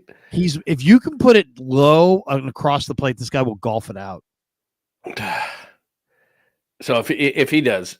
Then I'll the high pitches. It's probably he's not. Got to lay off the high pitches. Yeah, he does, and he tried to elevate a little bit more. So it's a 3-1. Look, this is a Lamont Wade, an old Lamont Wade Jr. at bat. Maybe he gets on. They're down 2 runs. You're a pitching coach. Still only throwing 82 pitches. So you gotta attack this guy. If you walk this guy, it's bad. Yeah. There you go. Oh, fly ball. Too much climbed up the bat. Looked like he was going to hit it out. Yeah. Climbed up the bat a little bit. Fly out to right. Lamont Wade's frustration continues. As far as the Giants go, look, it's got to be an A. Nobody expected the kind of start that they've had, but I'm with you 100%. Like we just saw it from Lamont Wade Jr. They've got an out-of-bat, and they may have to do it early because of the way that he's hitting or lack thereof. He's hitting about $150. You usually don't. I mean, I remember. Last year, like we talked about, Arise got traded early to the Padres. Billy Bean on July 4th traded Addison Russell for Jeff Samardzija, if you remember that stuff. but it normally just doesn't happen. But they can't wait till the end of July. They can't let Lamont Wade Jr. flop like this to the end of July. So they've got to do something. But that's what you got to. I mean, that's the grade. It's an A, absolutely. This is the toughest division of baseball. It's not even close, and they're hanging right in there. And here's the thing that you got to be optimistic about. I mean, Wade Jr. can't be this bad, right? Willie Adames hasn't really gotten going. Matt Chapman hit a home run, but he really hasn't gotten going. I think Verlander can be a little bit better. I mean, the pen's been pretty much lights out. Robbie Ray is really starting to come around. There's still room for improvement on this team. Fitzgerald's going to come back, get healthy. He was just starting to get going, which was kind of a bummer that he got hurt, but because he was just starting to get going. But I don't think they've reached their ceiling, and they're playing really good baseball. So I think they're going to be in this thing. But you're right; they've got to get like a first baseman whose contract runs out either this year or next year, like a short-term guy, because Bryce Eldridge isn't going to be ready. So you can't just sit there and go Wade to Eldridge. That's not going to happen. Wade just hasn't been good enough, and you can't have a $150 guy in your lineup and then Patrick Bailey, who you're going to keep because he's such a great defender. You can't have 2 or 3 guys who are automatic outs. Because you're going to start playing some of the tougher teams. They're just not going to allow that. You're not going to be able to do that. Juan Mendoza says, on my way back from Mexico, enjoying the content. Oh, very nice. Thank you, Juan. Fuji Simeon says, does Purdy deal get done prior to training camp? Absolutely. It gets done by the 27th of the month. That is the first day of phase 3 of OTAs. That's the first time they'll be on the field in the OTAs with the installs. I think Brock Purdy's contract is done then. I think the contract's done now. I think they just haven't announced it yet. I think he'll be there on the 27th when they hit the field for OTAs. I couldn't agree more. I think that the fact that he's being around and all these kind of things, the national guys are saying what they're saying. Here's the one thing, and you and I have had this discussion so many times. They're not debating over money anymore. It's way beyond the fact of, is he worth this? Is he worth that? Are they going to pay him? The national media is pretty lazy. It's not that. It's what you just said. They're dotting I's, crossing T's. It's when you're getting paid, how much you're getting paid. What does the guarantee check say? What are the injury protections? All those kind of things. Those are really complicated things and worth a lot of money. They're not. I don't even think they're battling over money right now. And if they are, it's just it's a little bit as far as just how far they're off, but they're not off far. So they're dotting I's and crossing T's at this point. I think so. The skills report says Matty Ice is reserved for Matt Williams, but Matt Chapman can be Matty Chill or Chappie Chill. Nice. I like it. Wait, was Matt Williams Matty Ice? I always thought Matt Ryan was Matty Ice. That was always it. Yeah, no, it was Matt Ryan. I don't think Matt Williams was Matty Ice. Matt Williams was was right down the middle. Matt Williams was get pissed. The big Marine. The big Marine. Yeah, that's what they called Matt Williams. See, that's the problem with it. Look, Bailey's a great defender, but that ball was right down the pipe, and he popped it to left. He's not a hitter. Fuji Simeon says, has John Fisher broken ground in Vegas yet? Nah. And that's the one thing. The friend of mine that I had dinner with, he knows all this kind of stuff. They don't even want the A's. I mean, I don't know what's going to happen. I don't know that they're ever going to make it there because they haven't, there's a lot of politics still involved in that whole thing. Vegas doesn't want them. They love that. What's amazing, Krug? I was down there and the Knights were playing, right? And it's because, the shooting and all that kind of stuff and the players got into the community. They love the Knights and they're in the middle of the desert.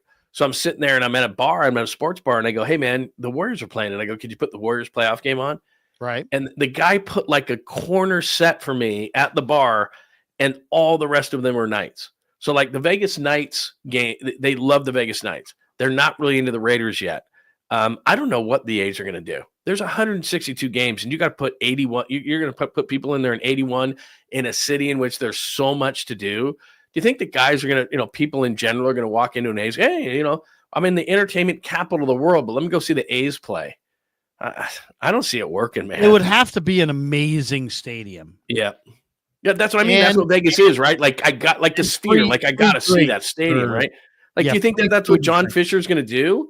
Think John Fisher's going to build this like Taj Mahal baseball park? He's not. Like, and so people are used to like, the Sphere and like all these cool things. And it's like, the A's have no connection to Vegas. they've got a nice young team. You got to be honest. I mean, especially offensively, they've got a nice bunch of nice young players. So maybe it times out for them that they've got all these nice players at that time and they're actually winning. So that will bring people in. But I mean, we've all been to Vegas a lot of times. I'm not there to see baseball games. I'm there to bet on baseball games, but I'm there to see all sorts of entertainment. And I turn to my wife and I go, "Hey, let's go see a ball game." And she'll look at me like, "Are you insane? We're not going to some baseball game in Vegas." I don't know, man. I don't know if it's going to work. It's going to be a tough sell. Food. I mean, the NFL is one thing, but it's indoors. Totally different. Indoors. I've been to a handful of Raiders games. The Niners, obviously, and then we were at the Super Bowl and all that. But in terms of just Raiders games, look, man, it's 75% the other team. And I used to do pre-half and post for the Raiders. That's a different deal, man. I was friends with the guys in the black hole. There is no black hole there. There's a big, as we all know, there's a big like nightclub on one side, and then there's normal people on the other. There is no black hole. There is no home field. Like, it's people wanting to go to Vegas. They're playing the Eagles. And I mean, it's just, the Niners, when the Niners are there, they just absolutely you dominate. Own the place. They own the place, vacation. man. It's a vacation. It's an NFL vacation spot. It is. Like, I don't know what is going to happen. But that's, I love it from the Super Bowl. I would love it was incredible. But I mean, there's only 17 games. So you've only got to sell out 8, and the other team's going to go and do that. But it's not like, okay, I'm a Yankees fan. Like, I might go see a game, like, the Yankees and the A's in Vegas. I might do that, but it's not like the destination. It's 109,000 degrees out. So I'm not clamoring to go to Vegas either in the summertime where it's 9,000 degrees outside. I mean, are they making that thing a dome, or is this going to be like a roof on it? What are they doing? Well, it looked to me, the renderings I saw looked like kind of a half dome, but how's that going to work? They have to have it indoor. They have to have it indoor. Like, I've been at Diamondback games where it's 105 outside, and it's like you just wouldn't go to a game. It's like, I'm not sitting in 105 heat. You die. There's no way. Yeah, so they've got to have it. And I don't think John Fisher, he ain't doing it right. No chance. They ought to stay in Sacramento. They ought to build them a stadium in Sacramento. I went up there. It wasn't, it wasn't horrible. It felt like spring training. I went to a game, the third game of the year against the Cubs. It was really weird to see like a major market team like the Cubs in a minor league park, but it was okay. But it felt like spring training. Bunch of people sitting on the lawn. It was weird. What was the score? Was it high scoring? Oh my God. The Cubs beat them. I can't even remember what it was. Double digits, like 10-3 18-4 or something. Yeah, it was ridiculous. But yeah, it was weird. Fuji Simeon says there's better places. House of Prime Rib is for me. Have you ever been, John, to the House of Prime Rib on Van Ness Avenue? You know what's funny is you probably saw this the other day. The only time I was there, I did an appearance on TV for like CBS Channel 5 or something like that. And I went, and then I saw Matt Miyoko the other day. Miyoko went and he was on with Radnich. And he said it was a 5-year-old or something like that, or maybe even a 10-year-old gift certificate that he found. And he went and they honored it. And he was on with Radnich. He was on with Radnich and he took like pictures and everything of it. And he had his family and stuff. And they went to House of Prime Rib. But it's been, House of Prime Rib. Oh, it had to be. It's like 6 or 7 years ago. It was good. Yeah, I took my wife. Guy. I mean, I like it, but it's not like, it's not my favorite. What is, if you're going to a steakhouse, first of all, Damon had a wager with me and I told him he was wrong. He said, well, let's bet a steak. I forget what it was, but of course he was wrong. So he owes me. Of course he was. Of course he was wrong. I said, dude, come on. Seriously, you're going to bet me on this? Really? He's like, yeah, steak? No. Yeah, he owes me a steak dinner. Dude. Me and my wife a steak dinner. So where should we cash that in? Mm-hmm. That's a great call. Where some people were saying House of Prime Rib. I was thinking maybe Ruth Chris. There's a Ruth Chris right in Walnut Creek that's really good. There's a place in San Francisco that's the bomb. I'm trying to think of it off the top of my head. Fleming's I went there for my birthday. Not Fleming's. It's not a. It's Morton's, not a chain. Morton's is good. Morton's when they bring the steak out. Oh, by the way, if you go to Vegas, it's part Vegas, part steak. There's a place called Papa Steak, PAPI Steak, and they come out and they make a big deal of it. And they have this gold suitcase and they have the steaks in the suitcase and you actually pick out your steak. It's wild.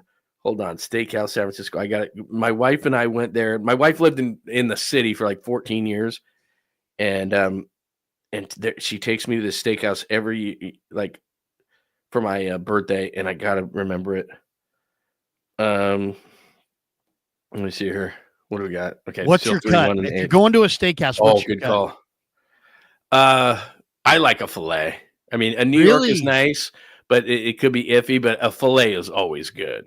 Filet, and I like Oscar style. They do like the crab with the asparagus on top and the hollandaise sauce, or like a béarnaise sauce is nice. That's rich. That's decadent. Oh, is it good? Oh, what do you go? What do you go with? Well, you know, it's funny. I took the boys to a different point of view in the Tepatello Cliff Hilton in Arizona, and it was this incredible steakhouse. And I went New York steaks there. New York is nice. I gotta say, I kind of like a perfectly cooked ribeye. Ribeyes are nice. I mean, now that you're saying it, it's like, either ribeye or filet. I do like a ribeye, but fillets are just filet is pretty amazing. But you're right. It's decadent. Like it almost feels like almost dessertish. I mean, fillets are so good. I'll tell you what I couldn't believe. I'm gonna have to summon to my wife because she takes me to this place. I'll tell you the place I could not believe how rich this was. Oh, Mastro's is good. Mastro's is a good spot in the city. Lobster tail in drawn butter. Oh, that's too rich for me. Lobster tail is like so rich. It's so rich. It's hard to even explain. Yeah, I like it, but like, there's a lot of people who just love I'm not a huge. I mean, I'd like people are really into the lobster tail. Yeah. I can't find it. I'll have to hit her up. I'll have to ask her. There's a great spot in the city. My buddy Chris Townsend and I went on a Cambiar remote in the 90s, and the girl who was in charge of booking our hotel booked us in the wrong whatever it was. It was nowhere near the stadium. We were like 35 minutes away from the stadium. Come on. So Townsend, who's doing the morning show at the time, calls the program director and just starts bitching. He's like, "Are you going to call Agnew and bitch?" I'm like, "No, I'm not going to bitch. I mean, I'm doing the night show. I'm lucky to just be here. Are you kidding me?" And he's like, "Nah, come on, you."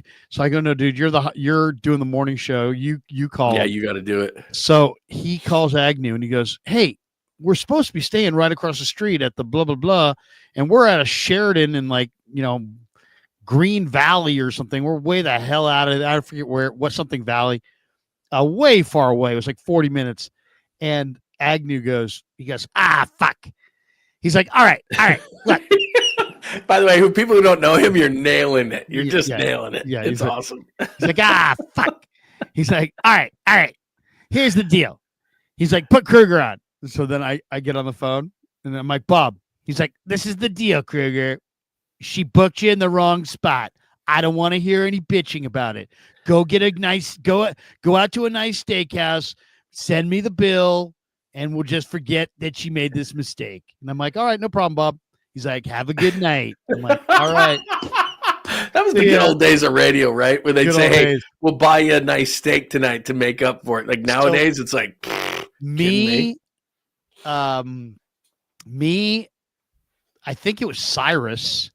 Me, Cyrus, Townsend, and Lee J go to a Ruth Chris in Scottsdale.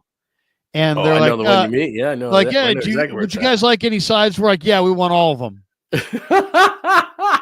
And so they're bringing us mushrooms. They're bringing us garlic bread. They're bringing us asparagus. They're bringing us creamed corn. They're bringing us spinach. I got a country T-bone. Oh, we got a little Luis Matos up. Okay. It was so ridiculously fat. It was unbelievable. And then you sent him the bill. We got so plowed. It was the four of us. The bill was like $770. Come on. No, the bill was $770. So we get back. Oh, and you send it to him. I'm like, Townsend, you're gonna hand that to Bob. I'm not handing that to Bob. He's like, no. I'm like, yes, you're gonna hand it to him. And then all I remember is I heard Townsend walk into his office. And he goes, $770 for dinner? What the fuck? He's like, all right, get out of here. Get out of here. Hey, dude, it's a steak joint for 4 people. That's really not that bad. If you think about it, I mean, that's not That's not egregious, really. I mean, I was thinking like 150 or more a piece. I mean, that's like what 175 a piece, 350. It was only That ain't bad. 1998 or something, so it might have, Okay, that might be a little might have been a more. little pricey. Yeah, It was a but little all pricey. right. It was a little pricey. All Fuji right, City ninth inning, by the way, down 3-1. Matos at the plate. Let's should go. Bailey stop switch hitting and focus on just hitting right-handed or just hitting left-handed? He should just start hitting in general. I don't care what he does. Yeah. Remember when Pablo stopped? Didn't Pablo for a while just stop switch hitting? I was like, okay. JT Snow did. That's right. JT Snow was hit lefty and righty and then stopped hitting righty. They got to figure something out because I love Bailey and he's a great defender, but he's on the verge of being like a Martin Maldonado, where it's like you're a really great defensive player, but we just can't afford it. We like the rest of the lineup. Like you've got to be a lineup that's just got a killer lineup, and then we can hit you ninth. And his first couple of years in the league, he was okay. Like if I were 230 hitter, hit 8 home runs, whatever. You're so good defensive, but now it's gotten to the point where it's like with him and Wade at the bottom of the order, like they're automatic outs. Like you can't have that. If I were the Giants, I would call up the Orioles and find out if you could give them a couple pieces to the puzzle. They got a Venezuelan catcher named Samuel Basallo, who's a lefty. And they're struggling who's this year, a really good hitter. And obviously Adley Rutschman is their catcher, right? I mean, he's their catcher. Yeah. And Basallo is a big 6'4", left-handed hitting, kid who's got a great stroke. Go get a guy like that and, let him catch a little bit, let him DH a little bit. But I would try to hold up Baltimore because Baltimore is going to be in it, but they need some help. Yeah, they're at the bottom, and they're probably the most disappointing team in baseball right now. But look, I like Bailey. He's a great defensive player. Everybody loves him. All those kind of things. But the thing is that you can't hit 160, 170. Like you can't hit at that number. Even today, where batting average doesn't mean what it used to mean, you can't have the kind of at bats that he has. And it's the same thing with, look, Lamont Wade Jr. is not going to be around much longer, but Bailey is such a conundrum because, he'll like the other night, he just struck out. First. Did you just see the Adames strikeout? Yeah. Look at this. This is the most embarrassing swing. 2 out in the ninth, down 3-1. Look at this swing. What the heck is that? That thing is. That's awful. Oh my! He missed that thing by 5 feet. I mean, that was a nasty pitch. I'll give him that. But God, dude, that was a horrible. I mean, really bad. This is it. Who's this? Who's up now? Jung Hoo. Wait a second. We have to chug here. We have to chug. Do you think we got this one from MSQ? Do you think Eldridge and Wisenhunt come up this year? I don't think Eldridge comes up. I think Wisenhunt does. Yeah, Wisenhunt's a good. Fozzie says, "Take a shot, boys." Oh, wait a second. Jung Hoo, deep fly. I didn't get it. Caught. Ball game. Jeez. All right. I'll do a chug before we get out of here. Sorry, I just poured a horrible pour, but look at that beautiful hazy. We'll both chug one. Yeah. Fuji Simeon, do A's fans eventually become Giants fans? Probably not. No. My son's an A's fan through and through. No chance. MSQ now, that doesn't mean that's all of them, but What is your Mount Rushmore for San Francisco Giants hitters and pitchers? It's Mays, McCovey, Bonds. Yeah. And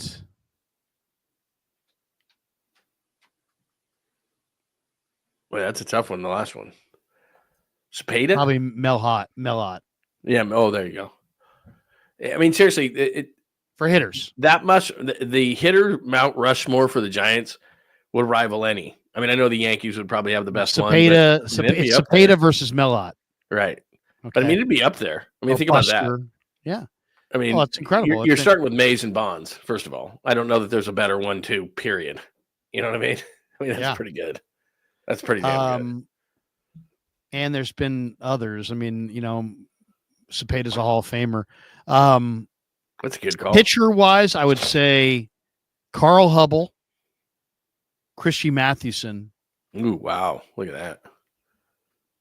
Juan Marichal. Uh-huh. Would you put any modern guy in there? Because, I mean, you still got guys like Gaylord Perry, but then you got, See, the problem is that maybe Madison Bumgarner. Well, like Bumgarner, Lincecum, and Kane were almost like comets. Like they were really, really good. And then they were, you know what I mean? They didn't sustain over a long period of time. I mean, if you could call your year, I might go like Billy Swift, 1993 or something like that. Right. It was amazing that year. What is Heidi Watney wearing on her ears? Like she's got like these giant headphones on. Like they have these earpieces that you can wear, you know. You don't have to wear like a gigantic pair of headphones. I know. What the heck is that? She going? I've never seen that, honestly. She looks like she's like going skiing. I know. It looks like it's like 1974 and they just came up with the device.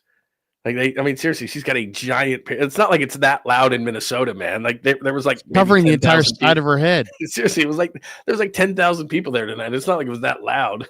My God, it's Fuji Simeon, Flemings in Palo Alto, Larry. Go to for Sarah alone. I mean, there's a Flemings in Walnut Creek where you are. There's a Walnut. There's a. I went to. I had dinner with the Chris. I had dinner when I was invited to by the NFL the college football playoff committee. So who was the guy?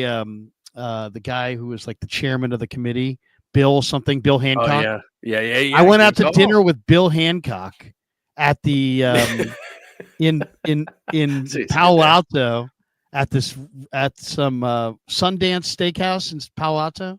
It was good. It was me sitting there next to Stuart Mandel chopping it up. No way. That's funny. Yeah. We talked college football. This was in advance of the national championship coming to the Bay Area. It was like, oh, the national championship. I felt like saying, nobody gives a shit. You guys are going to find out.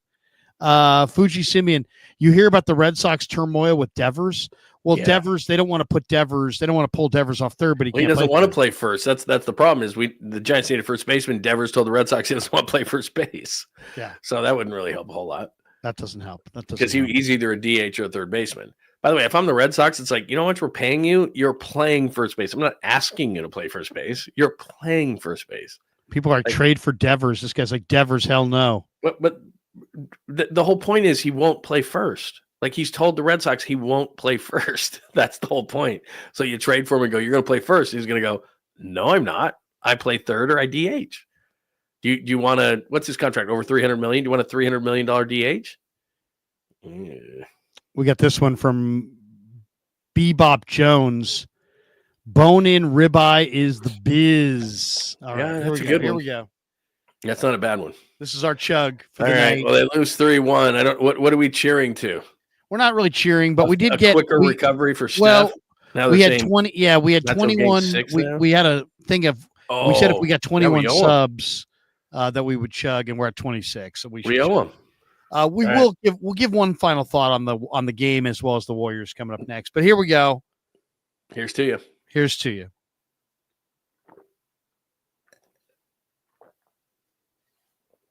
Oh, that was tasty. A little hazy IPA right there. It was very tasty. That wasn't good. That was a bad game. Usually it takes a minute to get some offense going in on the bottom of the pint, but come on. Tonight was ridiculous. Come on. We're here. We're ready to do our part. Exactly.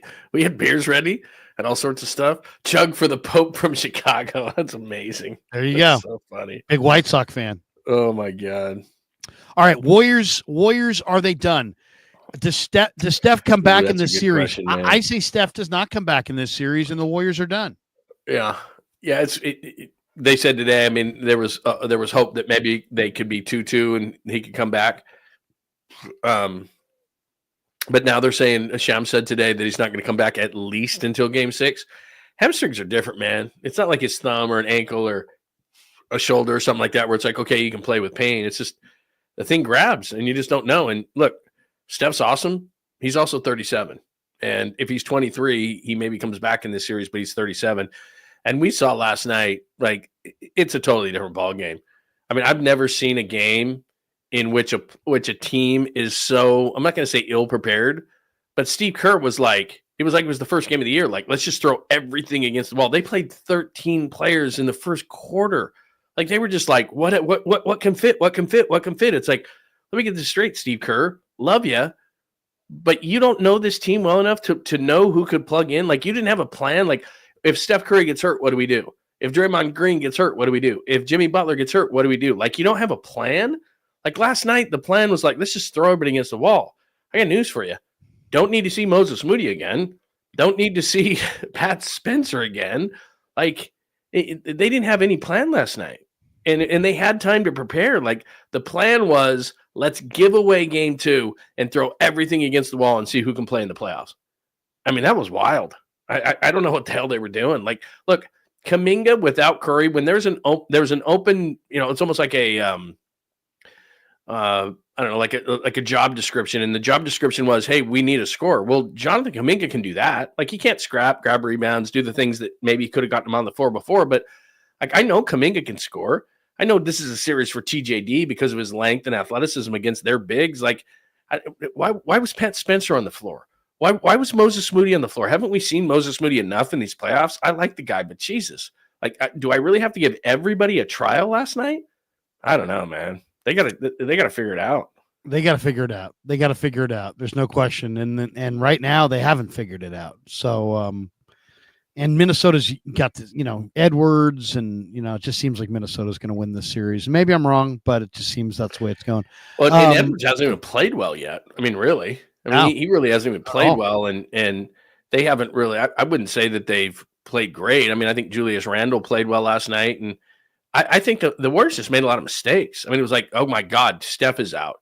A lot of turnovers, a lot of defensive lapses. Like, they've got to tighten their game up. Not only do other guys have to step up, but it was like, they have 20 turnovers last night? I mean, I don't care if you had Curry or not last night. You're not winning with 20 turnovers. It was silly.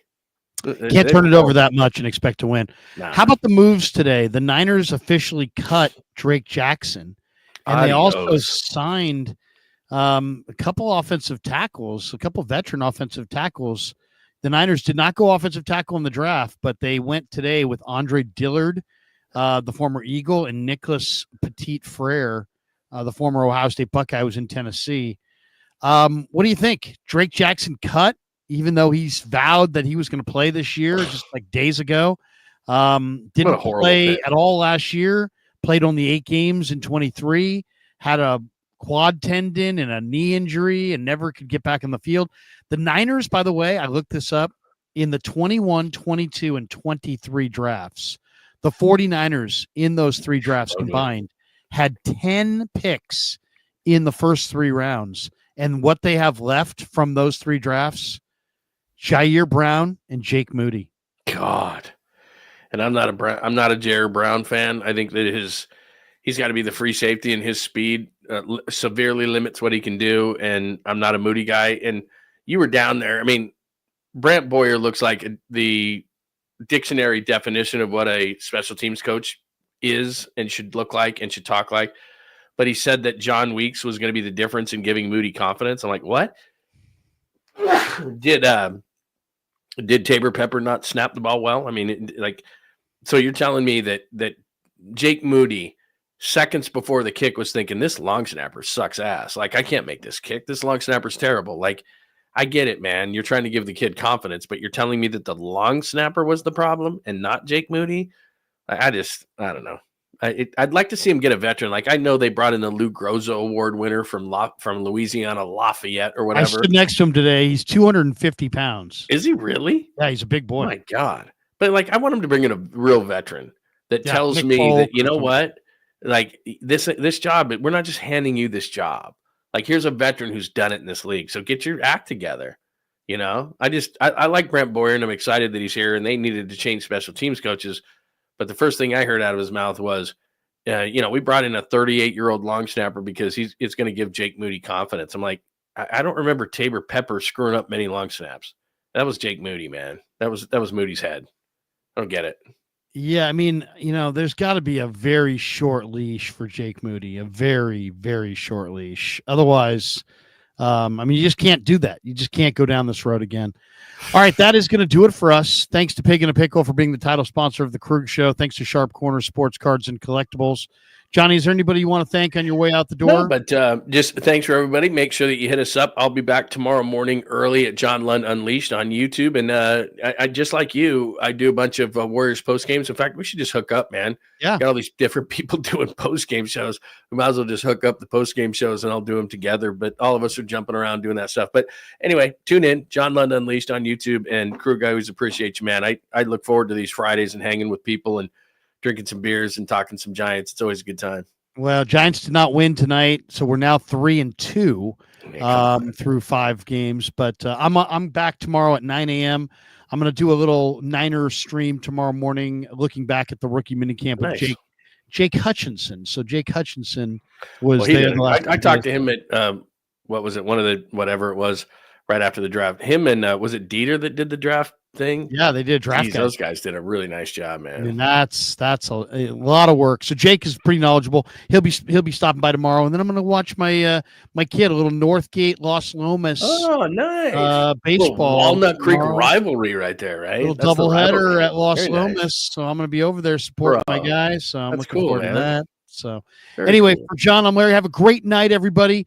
Thanks for hit like and subscribe on your way out the door. Thanks to all you guys for supporting both of our channels. Have a great night. Peace. Yeah, never met a man I've been scared of.